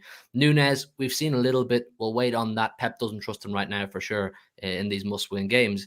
And then Mateo Kovacic, why did we bring him in if he's not going to play in these games? Why are we playing an 18-year-old right back in midfield when we went and bought Mateo Kovacic from Chelsea for 25? It doesn't make sense to me. It doesn't seem like those purchases were really thought through. Like the team is, whether you like it or not, going through somewhat of a transitional period. When you look at the players that we've brought in and when you look at the players that we've lost, you can question the hunger, you can question complacency, you can question treble hangover all you want. And I fully take it on board. I don't disagree with it because of the performance that I've seen. You know what I mean?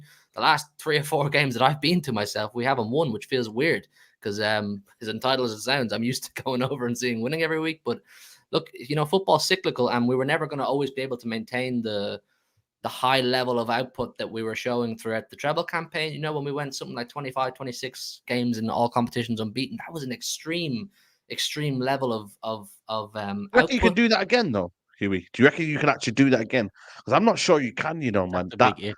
that 15, 60, because I feel like the league's better, but also you're missing them match winners, Mahrez and also Gundogan. The thing is, you can lose De Bruyne, but when you lose them other two, I think it's massively difficult. Alvarez, is he going to be the one that's the difference maker?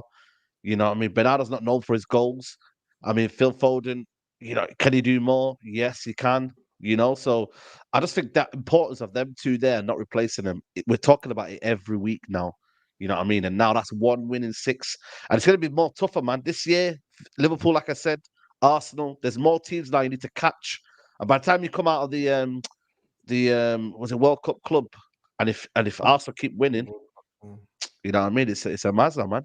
You know what I mean? So I think when I rechecked it, I swear it's only one game you miss. I'm sure. Yeah, I thought it was 2. It's only 1. I thought it was 2. It's only 1. But you return. Yeah, just one. You come back for Everton away. Everton away. Yeah. Which is a tough game. Right, not too bad then. Not too bad. Look, if I was a City fan, obviously you because of the record of the last 7 years, you know that what you're capable of, and you know the mentality of your squad.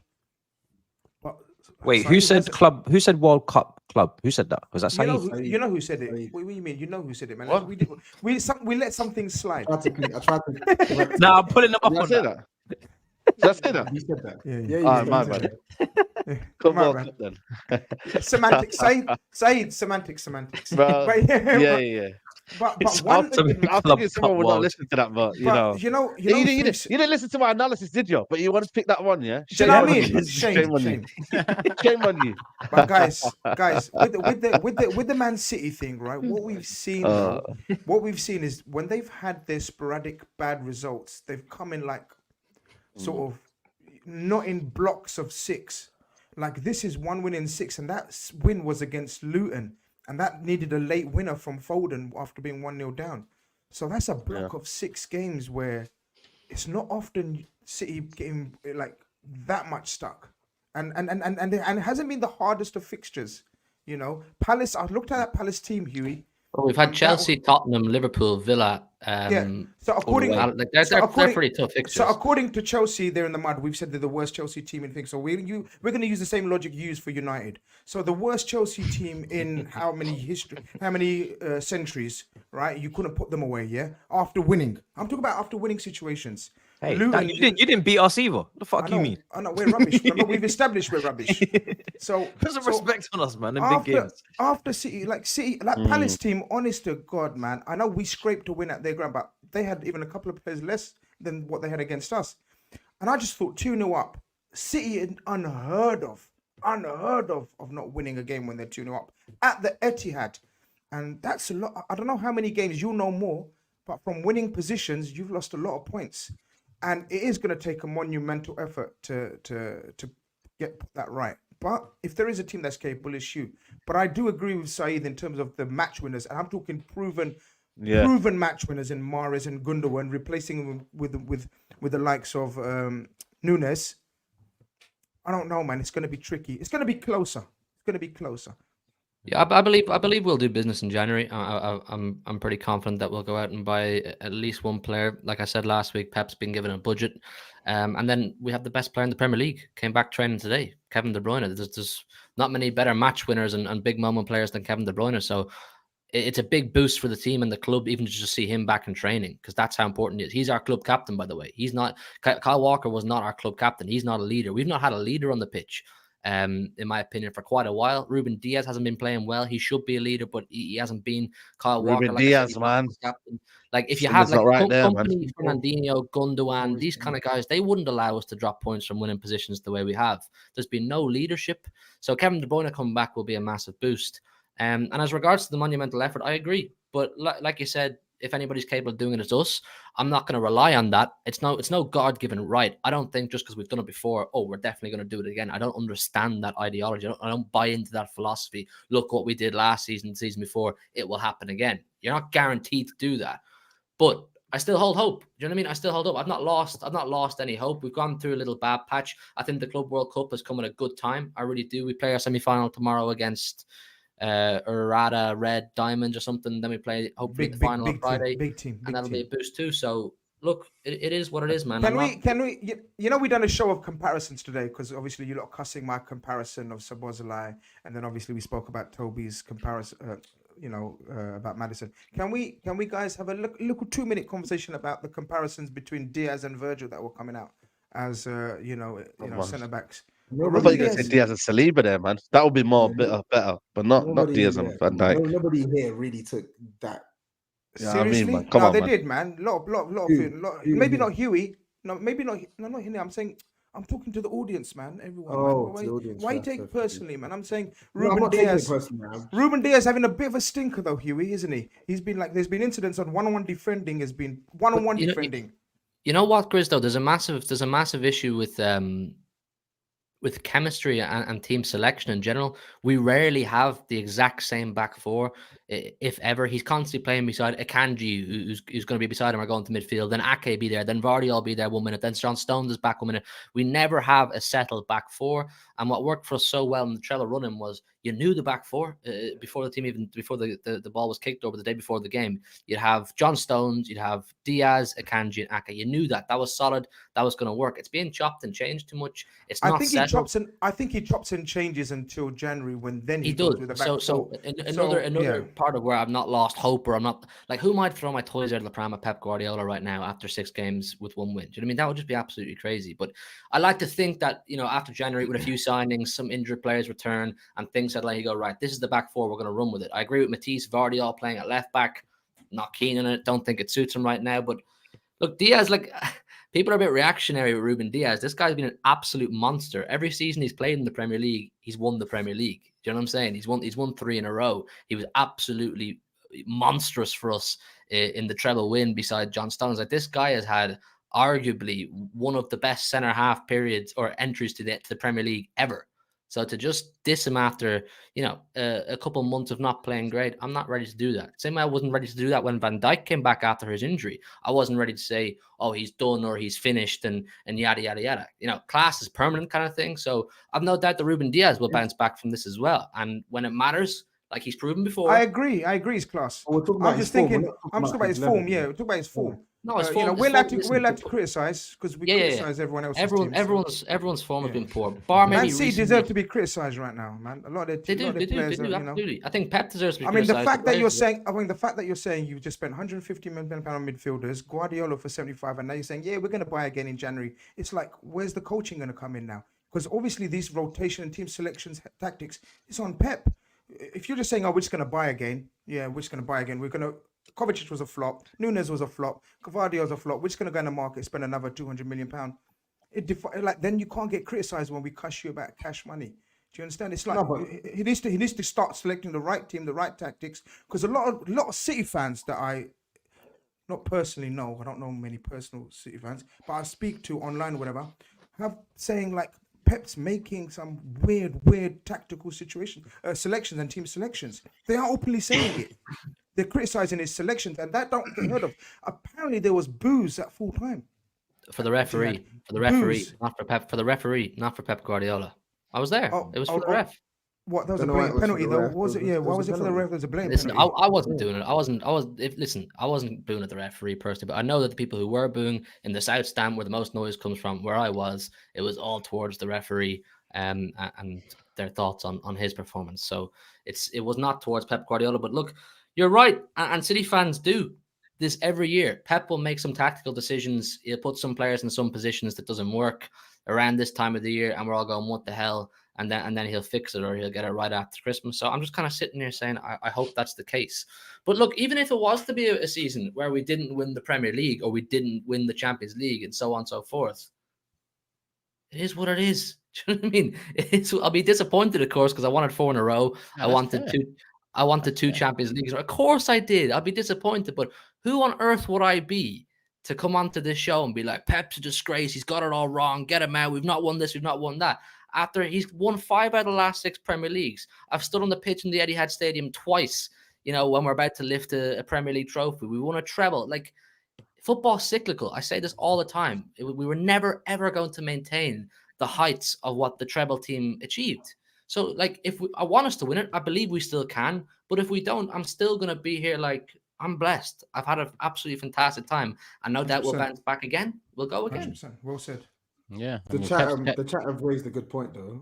Sorry, before the super chat about Edison. That challenge was a mad thing. I don't know how he didn't get sent off for that. Oh man, I could not That's a joke thing. believe Sorry, it. that's a joke thing. Coming from someone who saw a player of his team get sent off this weekend rightly, I think the inconsistency with these refs is ridiculous now. Like, what the hell? Like, you're just muddying the waters on what is a red card versus what isn't. That is a blatant. Would you agree red that card. was a red card? Of course Yeah, it was. yeah, it was. Yeah, absolutely. I do. Why is he not getting Look, there was some really rash decisions made from players throughout the pitch. I mean, So Phil is that Foden. what the City fans were booing at? No, decision? Chris, let me get this clear. City fans were not booing at the players or the manager. That's factual. Yeah, I was there. I heard the boos. There's people around me complaining. No, but none of it was aimed at player or manager. But Ederson was a lucky boy. Phil Foden, I don't know what he was thinking in the dying embers of the game to swing your foot out like that with Mateta coming through at that pace in the box was always going to be risky. I don't know why Bernardo Silva didn't just lump the ball away in the first place before that attack even began properly. He was out in the wing. He tried to twist and turn. He got dispossessed. They go on and win a penalty. So some of the decision-making and game management in general has just been overall poor. But look, it is what it is, man. We keep moving. Club World Champions come Friday. I'll get the gold badge on my shirt, hopefully, and all is not lost. Let's look at the super chats because we've got a few in on City. AJ earlier said, Hugh, Walker has had the most minutes this season for the first time ever. Do you think he's burnt out and needs to be dropped for Akanji? 100%, 110. I'm sick of Kyle Walker. I love the guy. In my opinion, he's the best right back to ever play in the Premier League. I don't know what Pep promised him at that dinner they went to last summer. But he's playing far too many minutes. He's not offering enough going forward. His pace looks to be waning. His defensive positioning is poor. Remember that video that you made? Bro, when that brother gets arrested at the end, he loses everything. Man said that brother gets arrested at the end. So it's, you know what I mean? It's a long day. I don't know what's going on. Jumanji hasn't been much better though. Like, no, you gotta stop calling him Jumanji because Akanji. Sorry, Akanji hasn't been much better. Like, he's been put as well. Like, I thought that young guy is an actual right back. The guy you playing in midfield. What's his name? Rico Lewis. Yeah. Rico Lewis. He can play there, but what's his actual position? What's his actual position? Inverted. Right back, innit? Yeah, right back. But he said it in the interview though. He likes to play midfield, though, innit? So I don't know if he just don't know what he's gonna like wherever Pep plays him. That's what he's gonna do. If Pep plays him as a goalkeeper, I like playing as a goalkeeper. He's just gonna do what Pep tells him. You know what? That's mad. He probably would. Guardiola. Crazy. Frankie says Belgrade's most wanted. Pep interviewed Magnus Carlsen to be part of the City staff. Is this his new tactic? Checkmates and shit. He needs to relax. There to go. I says, hard for me to believe we paid 77 M's for Gvardiol to play left back. Should be Ake at left back with Diaz and Gvardiol in the middle. 100. That's something I 100% agree on. I'm expecting that to change at some point. City can afford to chill this season, says Aneda. Arsenal and Liverpool need this title more. Kevin says, surprise Foden ain't taken the mantle by now. Ain't De Bruyne's first vacation, and he's had lots of chances to prove so. He's running out with words about. He's playing well, Foden. He's actually playing well recently. He got an assist in the weekend. He got a goal the other week. I think he's playing quite well. Ben Les says, Walker. Don't forget that. He what? Gave away the pen as well at the end. Don't forget that. But I did like his pass to Grealish. It was a good pass, but I didn't watch the game. So performance. Ben Les says, first time ever.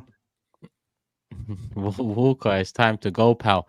Doesn't offer anything defensively or offensively. If Kevin De Bruyne comes back and drags City to this title, is he the best midfielder ever in the Premier League? No. I think he already is, to be honest. Jashar says, big up Turkish with my Palace settings. A bit like the Spuds, we always give City a hard time at the Etihad. Remember Townsend, remember Gallagher. Big up Jashar. Hope you're good, my brother. Isn't it mad how it works, man? Palace, of all teams, have got such a crazy record against City. Gotta say, credit to them, man. They had a game plan, they stuck to it, and it worked. They came for a draw. They got their draw. Fair play to them. It's not allowed, apparently. Osman says, Hugh on the quote, it's the journey, not the destination that matters vibe this season. And that is it for Man City, I believe. Yep. Just double checking. How many likes we on? Let me just double check that. 2,367. How many subscribers are we on? 49,414. So we're just less than 600 away from 50k people. Big up everyone that's subscribed in the last hour or so since we've been doing the show. But yeah, just under 600 away from 50k. The target is 50k, 1st of January 2024. We've got a big drop coming before that. So make sure you are subscribed, because there's not going to be no announcement, no nothing. The big drop is just going to come. And when it comes, I hope that you're all here for it. You can be here by subscribing and putting a notification bell on. Next up, we talked about Liverpool, City, Arsenal next. Arsenal 2, Brighton 0. To be honest, it was one of our best performances of the season. I think. I think it was similar to the Aston Villa one, even though I do feel like Aston Villa one was probably a bit better. Because we should have smoked Villa, but we should have smoked Brighton as well. Overall, I mean, look, defensively, I think that's where I'll start this week, because defensively, this season I've been wary of this whole controlling thing. But every week that comes past, and the more I see it, and the more I see it in action. Listen, Brighton are one of the best attacking sides in the league, one of the best footballing sides in the league, and credit to them. Our press was pretty much immaculate in the first 60 minutes or so of the game, and they were playing out pretty well. But we caught them out so many times, similar against Villa, where we didn't punish them, and it just felt like it's going to be one of those games. And then, fortunately, we get the Jesus goal, and Kai Havertz steps up again and seals the win. He's on a bit of form. Kai Havertz scores again. I still need to see more from him. What's the song? Yeah. What's the song, Turkish? Can you tell everyone? I don't know what that song is. Can you remind everyone? 60 million down the drain. Kai Havertz scores again. It's a strange song. Praise, but then cussing him. I don't get it. I don't know. Tongue in cheek, I think that's what it is. Yeah, I mean, but he is German. You might not understand the tongue in cheek thing. You might think you man think he's actually trash. I don't know. Crazy. He stinks, man. Well, he's doing his thing, man. He's doing well. He's doing well. Nah, he is, man. What did everyone predict him, by the way, GA? Because I remember I said 8 goals and 4 assists at the start of the season. What did everyone say? I said 5-5. 5 goals. He's going to exceed that. Has he not? Has he done it already? I said Kai Havertz is going to do well. I said Kai Havertz is going to do well. Oh, here we go. I was one of the few ones. Did you bollocks, man? Did you bollocks? Did you in your bollock? Did you in your bollocks? Yeah, sure. I don't know why Matisse and Toby are gone quiet now with the Havertz chat now. I don't know. Like, how? I said he's playing. Have I gone quiet? Did you not hear me just talk? What are you talking about? I literally just said he's playing better, but he's still not rated. Kingdom Kai, man. Let him do his thing, innit? Do you know what I mean? Okay. They've got thing is with Kai Havertz, right? It's going to be interesting to see if he's going to do something like this. Is really good. It's a nice bit of form. He started the season poorly. No one knew what his role was. He wasn't bringing anything to the team on the ball. He was as a passenger, right? There was games where Arsenal were basically playing with 10 men on the ball. Now he's going through a nice period of playing well.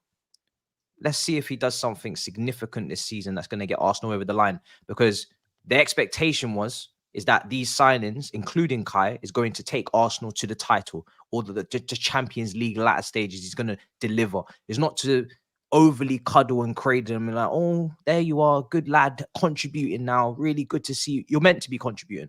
Let's have it right. You're meant to be contributing. You're meant to be getting goals. You're meant to be getting involved. So it's good to see. Let's see if it carries on. Listen, I couldn't watch the Man City game because I was watching the Arsenal game, and to be honest, didn't really do much in the game. Like, yeah, he pressed and stuff, but he didn't really do much in the game. Unless Turkish, you want to tell me otherwise, or any other Arsenal fans can tell me Kai Havertz did. No. That's why I always start with he needs to do more. I kind of get what Matisse is saying in terms of the whole, like, listen, he in his first, let's say 10 games of the season, or roughly 10 games, he put the bar on the floor. Like, let's be honest here. He put the bar on the floor, and then the bar's been raised from the floor. We can't get carried away with that, because the bar should never be on the floor in the first place. But we can say, okay, we're seeing improvements. Like, if I spoke about Havertz after the first 10, 15 games, I had lost all hope, and I said, listen, at the end of the day, if he can just pop up with a goal or two off the bench and whatnot, then I'll be happy with that. In the last maybe 5 or so games, I've seen him score goals that have actually had quite a big impact on what could be a great season for us. Matisse is right. We won't know if it's a great season until April, May. But that last minute header against Brentford, or in the last couple of minutes, those are the type of games you look back on across the season. So is my hopes really sky high with Havertz? No, because I still think he needs to improve a hell of a lot on the ball in the final third. He needs more conviction. He needs to be more confident with his passing, because sometimes with his passing it's behind Martinelli or behind Saka, and it just ruins a great moment that he just had in winning the ball back in the final third, because his pressing is quite good. I think that against Brighton, the way him and Odegaard pressed was immaculate. I mean, it was perfect. And if that's a sign of things to come, good. But when I see him on the ball, because in that first half, there was a ball to Saka. Really, he should have took that on himself. But you can pass it, fair enough. But if you pass it, get it to the man in his stride and let him have a chance. He didn't, just behind. Second half, same thing with Martinelli on the left, just behind. Those are the things he needs to start getting right. But until then, pop up with goals that seal games, pop up with winners.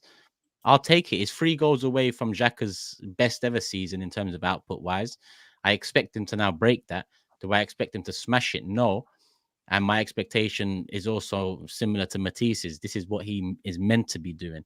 And I still don't think he's doing what he's meant to be doing. I still expect more, which is testament to what I believe is inside of Havertz. When I seen him at Leverkusen, I know he has a bit of conviction in his passing. We haven't seen it for 2-3 years, but now is the time to unlock it, because you're in the best place you've been since Leverkusen in terms of mental state or support from the fans and support from the club. So now is your time to deliver. And slowly but surely he's done it. When he scored that penalty that was given to him, he didn't want to celebrate. I actually rate that a lot, because he knew it was charity. We knew it was charity. He didn't want to celebrate it. Ever since then, he's kicked on. He's providing for us. Is he a world beater? No. But if come the end of the season, we win the league, or we win the Champions League, or, we win multiple things, then the signing is justified. But I still want another 8. I still want an 8 that is a bit more technically gifted. Sorry to bring it back to Liverpool just for 30 seconds, but that's exactly my theory on Nunes. Like, you cannot rate a player or not see the vision, but if he's effective in the overall success of your team. Now, if Havertz enables you guys to win a trophy, even though his performances, like Toby says, have stunk out the gaff, but he provides vital moments in a season where he scored a winner and you remember a header or something, then it's the overall team success that counts, right? So do you see the vision of your manager in bringing in Havertz and playing him there? It hasn't come off yet, you're right, overall. The system still needs tweaking, but do you see the vision of Arteta, or do you not still see it yet? Look, what I've seen, what I make of the vision, because I can't know for sure, what I make of the vision is he's that player that's going to unlock another player next to him. Sometimes I see him far left, and that allows Martinelli to come inside. Sometimes I see him up front. That allows Eddie Nketiah for the second goal to drop inside and pick up the ball, or Jesus more commonly, because he's our starting striker. Sometimes I see him a bit deeper, closer to a Rice or Jorginho, which allows Odegaard a bit more, space to roam about in front. So far, that's what I make of it. Whether that's worth 65 million or not, again, come the end of the season, we will know. Because on paper, 65 million for essentially what I'm describing as a space creator, or what are these other buzzwords that people use now in terms of describing footballers?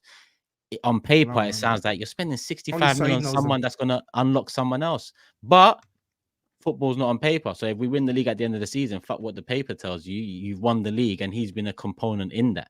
So if Martinelli gets more goals, or Jesus gets more goals, or older, that's partly because of potentially Havertz at times. So that's the best thing I can hope for, man. That 100%.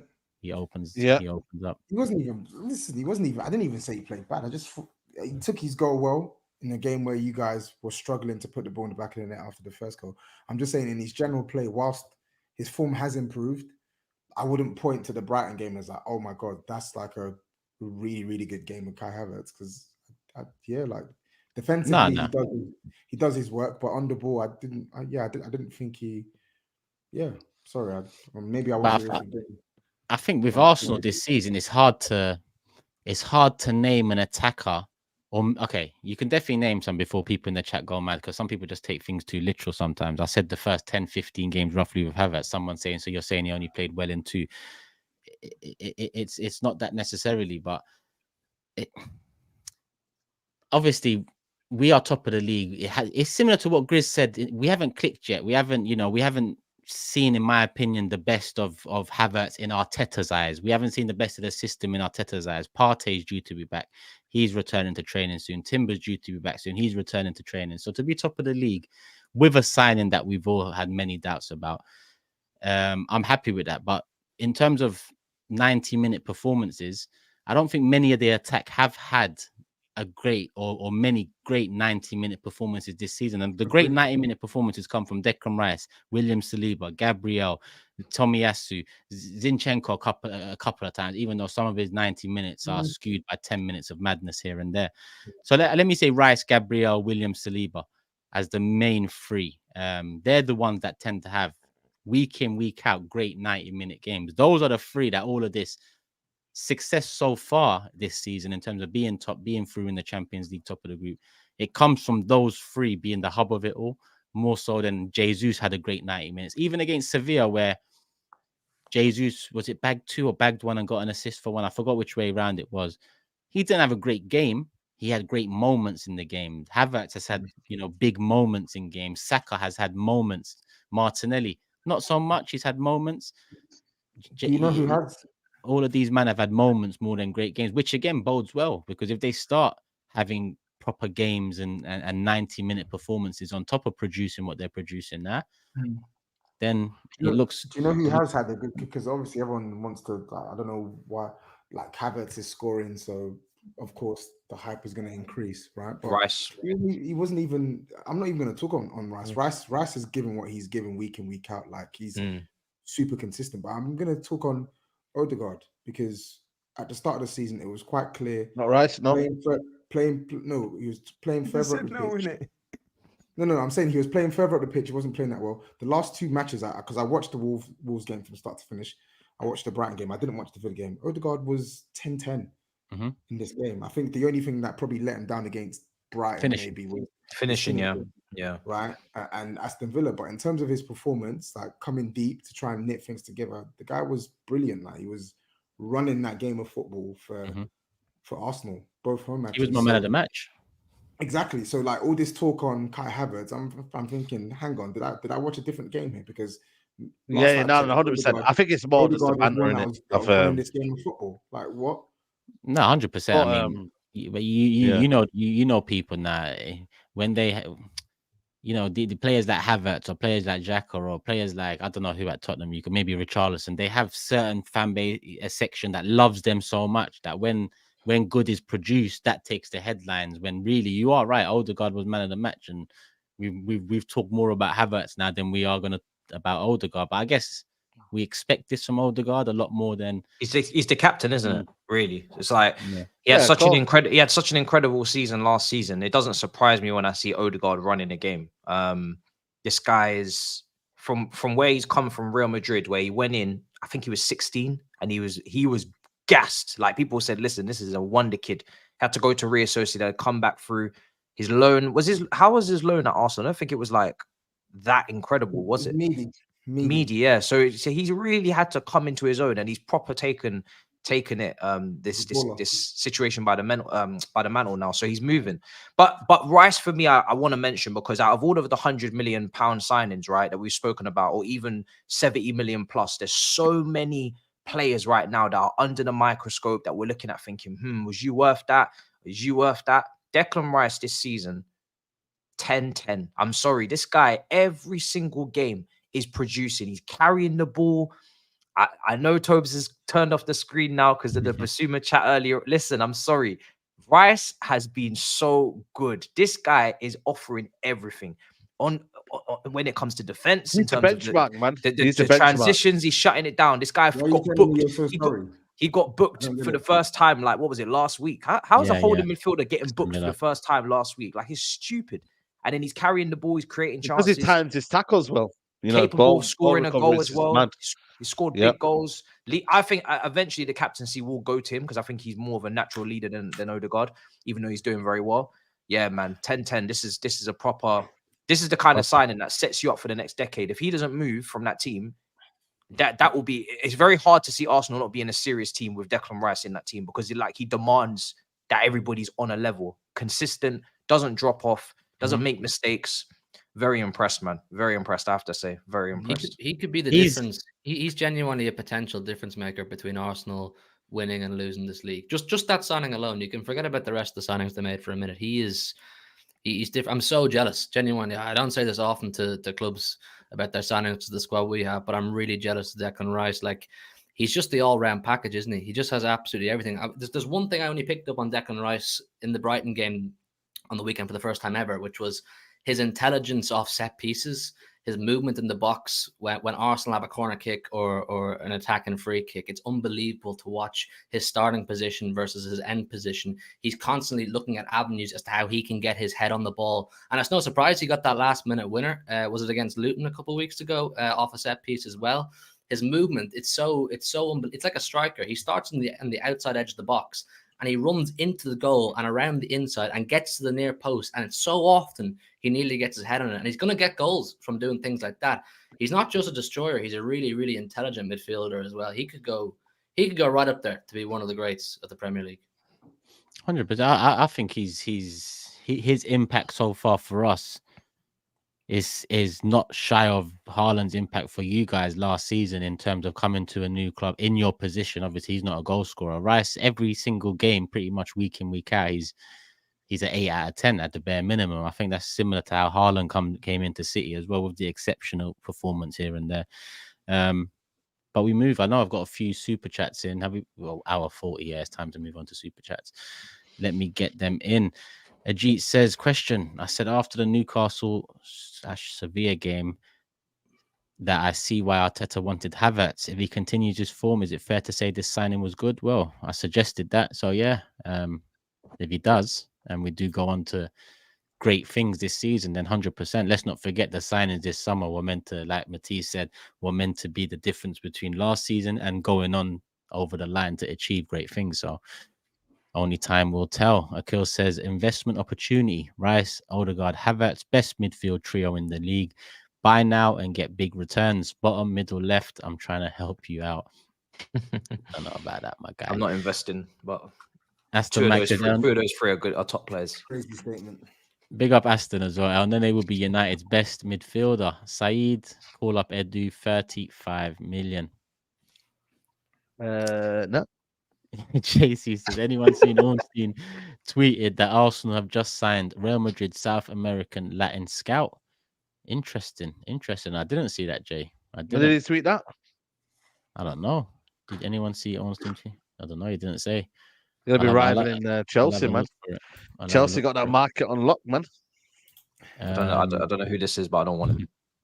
You don't know Bull. He does. You don't know Bull. He does lots of work in midfield. Wins so many second balls for us. I think that was on Odegaard, if I'm not mistaken. No, he's talking about Havertz. Havertz. And then it was Havertz. Yeah. I agree with you, Turkish, says J Mons. I hope we can bring in a different profile striker. Also, Odegaard's fire pass to Saka deserved the goal. Yeah, that was one of the best passes I've seen. It was cold. The one factor folks don't take into account about Havertz at Arsenal this season, it's that he's playing under the same man who turned Xhaka good. Don't really know what that means, if I'm honest with you. The governor says, I get TOBS face when Kai discussion comes up, but Matisse, the guy won you a Champions League, can at least wish him well. Poch would love to sign him back in January. He plays for Arsenal. Why would I want him to do well? RAK says, the way Kai is playing, it feels like he's stolen the Infinity Stones from the Hungarian Steven Gerrard. And again, RAK. And it will stay with him when he takes his team to Handing Points Field next week. Have this in mind. Havertz will have a better game and contribute to a goal compared to the Hungarian Stevie G. RAK. Christ. Laid it all on the line. Handing Points Field, you know. Which is hurt, you know. I big up Aston again as well. I'm crying inside. Like, I'm no Kai fan, says Aston, but you have to respect his press and ability to take down the ball. Brighton could have used a player like him to give them another option. Bored of talking on him though. Can we please speak on Odegaard? And we did. TOBS did bring him up, and I'm sure it's not the last time this season, my brother. Jay says, a point on Rice, he just wants it more than anyone else. proper English player who knows how big winning the Prem would be, and that Arsenal 100%, he will be set for life. Forget his football career after Arsenal would be set if he wins the league for Arsenal. Without a shadow of a doubt, it will be set. So, you know, it would be mad if he could be part of that. Couple more, and then we move. Rice might allow us to not overplay Partey when he gets back. At least I hope. I'm tired of his injuries, ain't we all? And TMB says, although Arteta is a short man, he is obsessed with height. Not gonna lie, it works. Big up people, big up the people sending super chats in. Everyone that's hit the like button. Flex, you spot the sponsor of tonight's show. Let's keep it moving. 2 left. Forest 0, Tottenham 2, Chelsea 2, Sheffield United 0.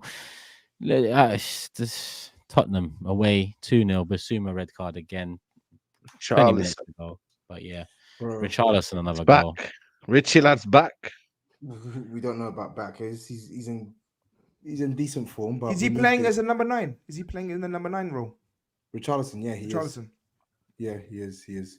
We need it over the course of the season. We're going to need it in 2 weeks' time when Son goes on international duty to play in the Asia Cup or whatever it is. So I'm happy that Richarlison is scoring goals, but we're going to need more of those goals because right now the stat sheet still checks 15 appearances, 4 goals. Sorry, it's not good enough for me.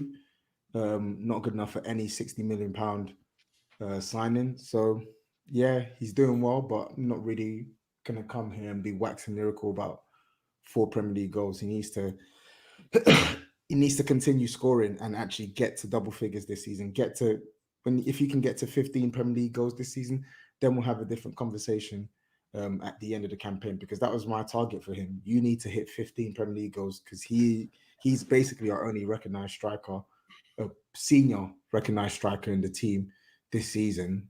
So he needs to score more goals, but I was happy obviously with the goal he scored. Bissouma, I'm gonna have to take back what I said about him a couple of weeks ago because he's pissing me off now. Like the guy's a baller, like he's a class player, but this is 3 suspensions now this season. Like that's actually mad. I'm sick to worse death. than Romero, man. He's becoming worse than Romero. It's a liability, man. We won the game 2-0, but I was so angry. I was so angry full time with Bissouma. I was so angry. I think it was someone was asking me, "Oh, why are you always so angry on Twitter?" I'm like, "Fam, like, what do you mean? Why am I always angry? Like, the guy has got his 3rd suspension." So you replied angrily?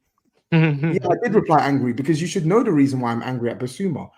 That's his 3rd suspension in like 16, 17 games. He already missed 1 game.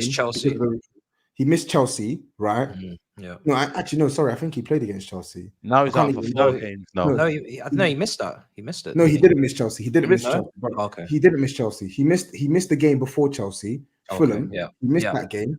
Then he got booked at Wolves, right? Missed Aston Villa. Yeah. Right. Yeah. Then now you've got a red card, straight red, and now it's a 4-game ban. So you're gonna miss our remaining games in December in a period where we already have Bentancur injured, we already have Maddison injured, right? Wow. We already know that the drop-off between him and Højbjerg is staggering.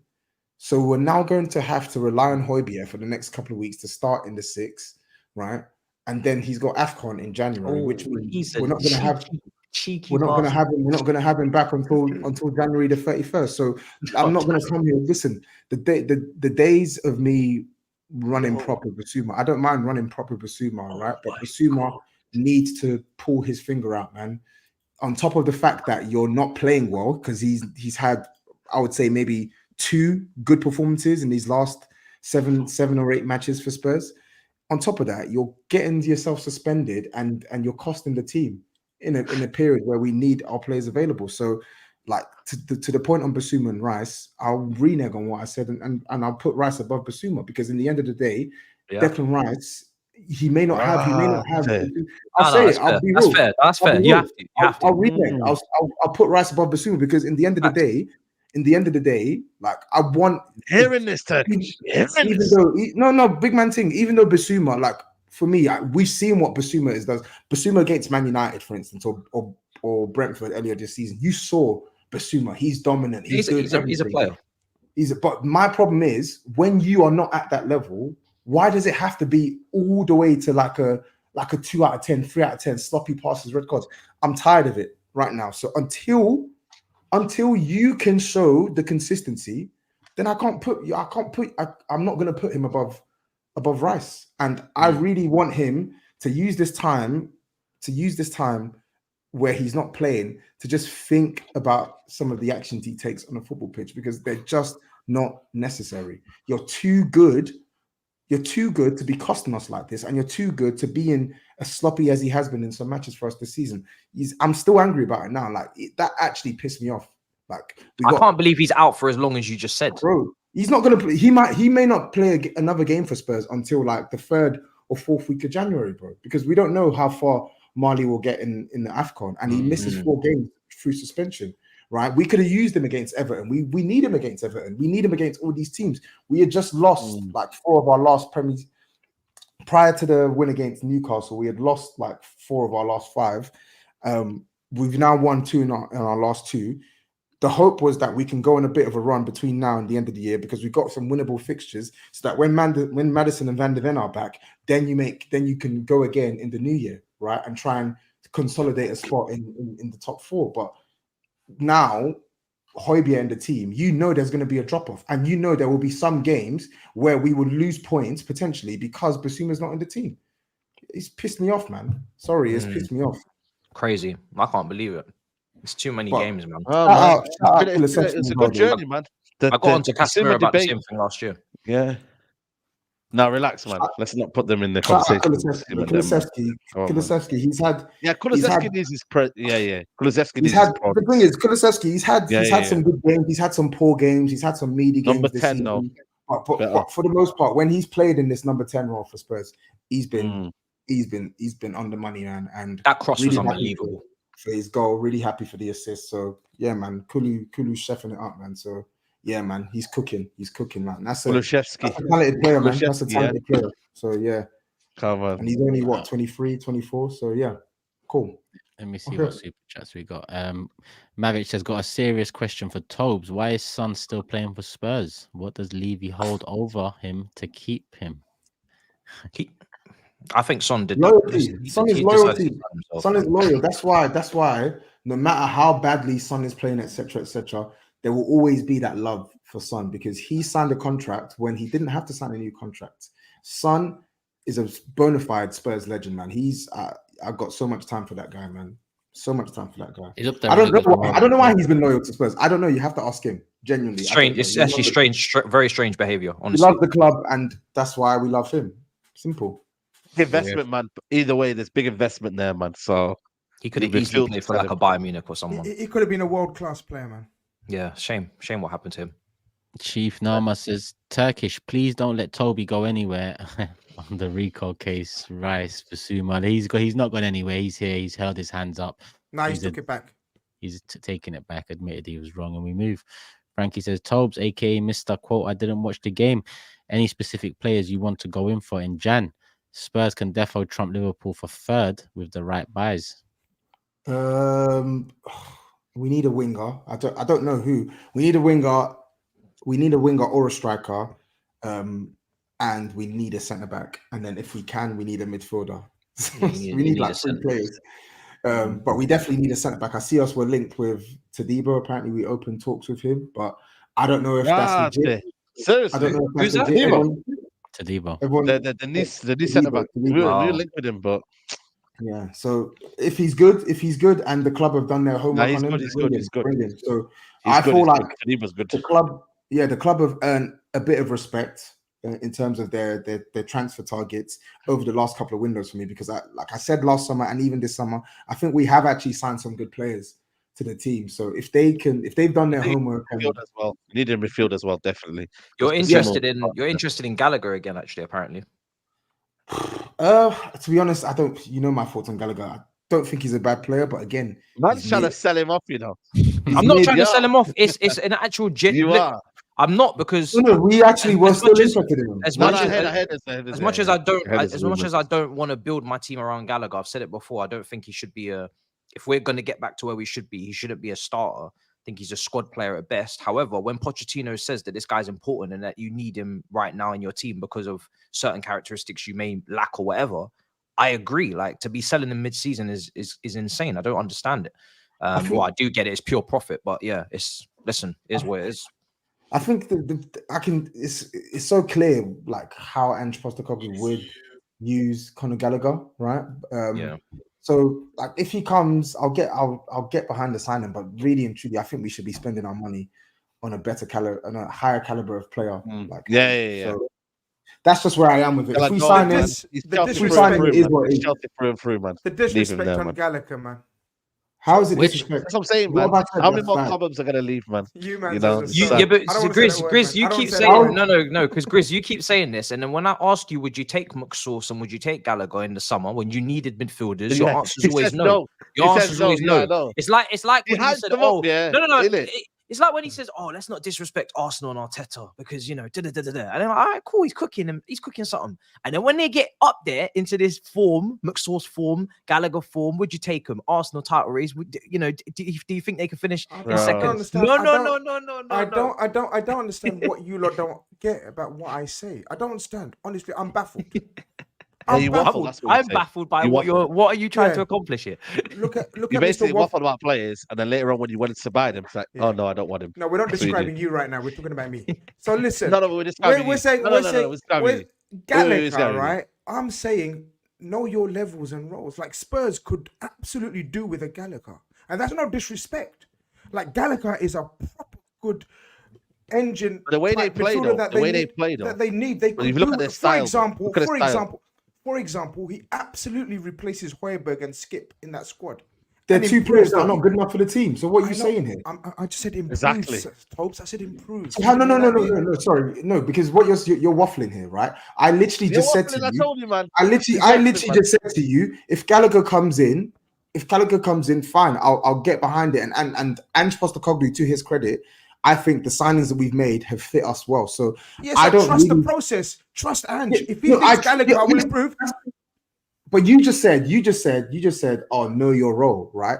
I count Bentancur better than Gallagher, Bissouma better than Gallagher, Maddison better than Gallagher, and I think Sarr this season in that central midfield role has performed better than Gallagher. So I count 4 players in our team who can do a job to as good or higher standard than Gallagher. I'm not arguing with that. I'm saying if your manager, your golden new manager who says you trust and you believe, if he wants Gallagher, there must be a reason. So you can't say, nah, I think we should be targeting better. We should be. He thinks we should be targeting Gallagher. That's fine. He can think that. That's what I'm saying. But disrespect. I'm saying, nah, Gallagher. I'm not disputing that. You said know your role. No. You said know your role. You said know your role, and you made it out. You said know your role, which implies that you're making out as if you know your role. No. Yeah, but you said know your role, which implies that you're making out as if I'm being a snob saying that Spurs can do better than Conor Gallagher. When I just named you at least 3 midfielders we have in our team. They're already at your club, my G. They're already at your club. But what's your point? What's your point? I've just made my point, man. Move. They want to elevate, bro. That doesn't make sense. If Gallagher elevates their squad, if they're already at our club, then that suggests that Spurs can sign a higher caliber of player than Gallagher. Okay, check this out. Does Gallagher get in your squad? SAEED. Our squad or our starting 11? No, SAEED. Does Gallagher get in your squad? Not really, no. Yes, he does. Yes, he does. No problem. Okay, no problem. Let's move on. I told you. I just want to make this clear. Chris, I just want to make this clear. Conor Gallagher would get into Tottenham's team. Squad, sorry, not starting 11. Squad. That's it. That's fine. Gets into our squad. So he doesn't get into United. So he doesn't get into United. No, but when we get into no, he doesn't. He doesn't. Let's leave it. No, but hold on. Ericsson. You've got Casemiro. He's better than Ericsson now. Ericsson's washed. Ericsson needs to. MLS. For what we want technical level. Yeah. My thing is, let's not switch. No, you want technical level. Your manager is some. We're not switching into Man United. I don't want to play this football. I got McTominay and I got all of them, man, flipping that can't play football. You think I want to play football? I want to play football, my friend. I hear you. I hear you, brother. I want to play football. SAEED, you've already No taken problem. See the money mace, disrespect. Gallagher don't play football. Conor Gallagher's I've got next, another one there, you know. GRIZZ, I got Mason Mount there that can run around like Okay, Gallagher. let's ask I don't need neutrals. more. Let's ask neutrals. Hughie and Turkish. Does Gallagher get into this guy, Man man. United? Into Man United. Yeah. Bro, listen. Don't Into ask the me squad. silly questions, man. Don't ask me silly Allow questions. this, man. You give me PTSD, man. This is PTSD for me, man. Allow this. This is hurting it's frying my brain, man. It's not good, man. Come on, man. Allow this, Anyway. GRIZZ, man. Don't do this to me. Anyway, Daniel, I hope that answers your super chat because you mentioned Todibo, Gallagher there, and Jota, obviously. And we gave a little segment on Gallagher there. And Yo, that which is Jota, it. which Jota was that? Oh which yeah, he Jota said was Jota. that? No, It's obviously no, the it's the one Jota that plays for result. Celtic. The one that's gone to Saudi Arabia. Yeah, the that one. former Yeah. Celtic. Saudi Arabia, yeah. And that's it for the Tottenham ones. All right, we move. Last, least, Chelsea 2-0, Sheffield United. Yeah, I mean, They're we back. took care of business, thank God, because the first half, the way it was looking was just, I thought it was going to be a long day. I thought, well, it was still a long day, but that first half made me think we was going to get relegated. Honestly, so bad, like actually painfully bad, like borderline tears were going to run from my eyes. Bad. It was Sheffield United at home to not be just blitzing them from minute 1 to 45 and having that awful first half really did make me question many things in life. But thankfully, second half we managed to. I don't know, maybe it was a team talk. He did bring Sterling in central, and that helped. I just felt like that he got closer to Jackson and there was a little bit more combination play in that second half. We had played with a little bit more urgency. Listen, I can't talk too much about a win against Sheffield United, man. I need the Newcastle performance tomorrow to be serious so we can go through to the next round because we need that cup. But the one thing I will say from that game is that Badia Shill, I love watching this guy play, man. I really do. If he played for one of the top teams in the league, people would be talking about this guy so much because he just makes the game look so simple. He's a proper calm. He doesn't go to ground, plays his passes wonderfully. He's elegant. He's fantastic. That's the one bit of scouting that I can say, yeah, we've got that one right. There's a lot of question marks around a lot of the players we brought in that have got a lot of little evidence on what they can do at the top on the highest stage. But this guy here looks good.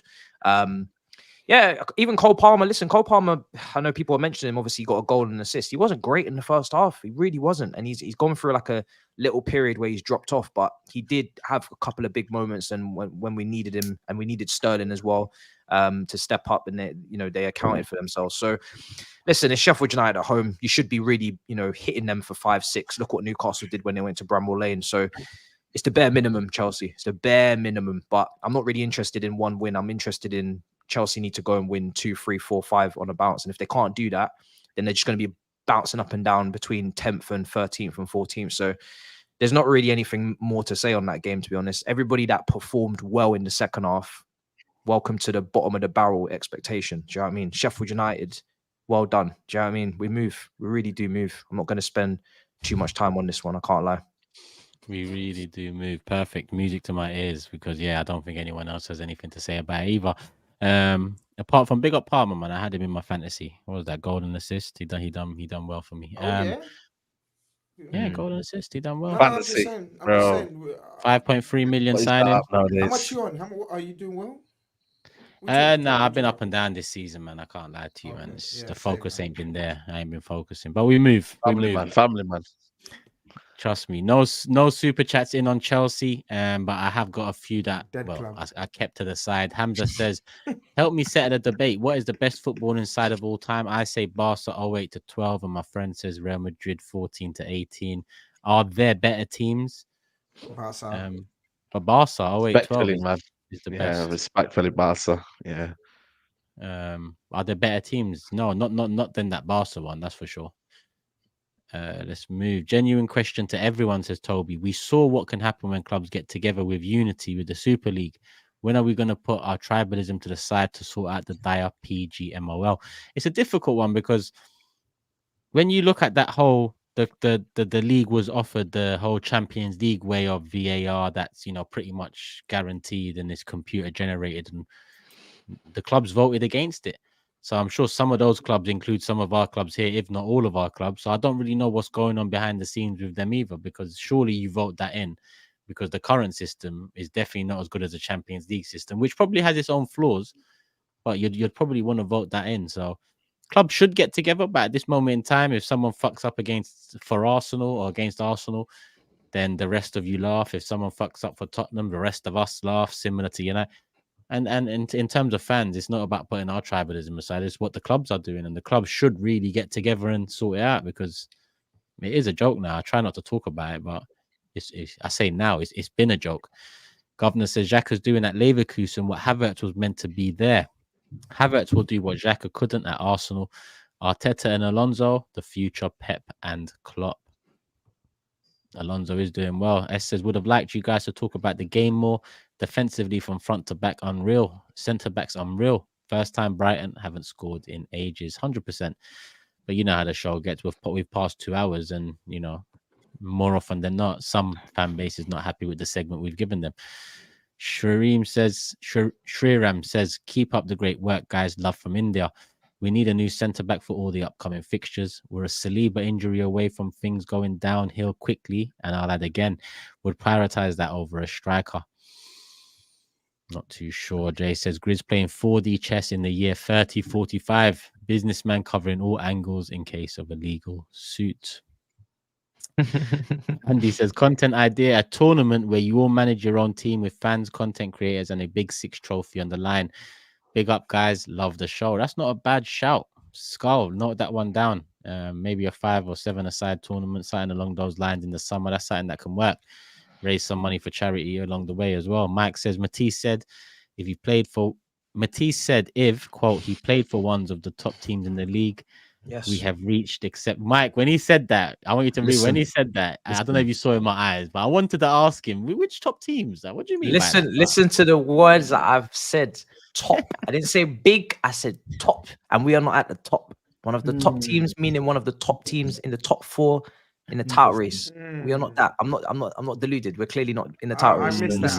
I missed that. I said again, there's a top 6 show. You're confused. This is the big 6. We are still big. I'll be damned if Toby's going to be here after me. Do you know what I'm saying? No, but we normally associate Chelsea as being a top team. So we're not. We're clearly not. So yeah, 100%. Cool. Not right now. Last one here from Ricky. Chelsea, question: is this going to be a 90-point season? If not, margins are smaller, and if not already, when do we consider Villa genuine contenders? For me, don't talk to me about Villa till February, March. And I don't think there's a 90-point season on the cards this season for Liverpool, Arsenal. No, definitely not. Aston Villa are a very good side, but they're not contenders, man. Come on, people. Can I just mention, for a 30-minute spell this weekend, Man United were 9th, and I was on the phone to SAEED. He couldn't quite believe it. You're coming closer to me. Soon we will talk. Did you move any spaces after your win this weekend? No. One time thing. Carry on. Say no more.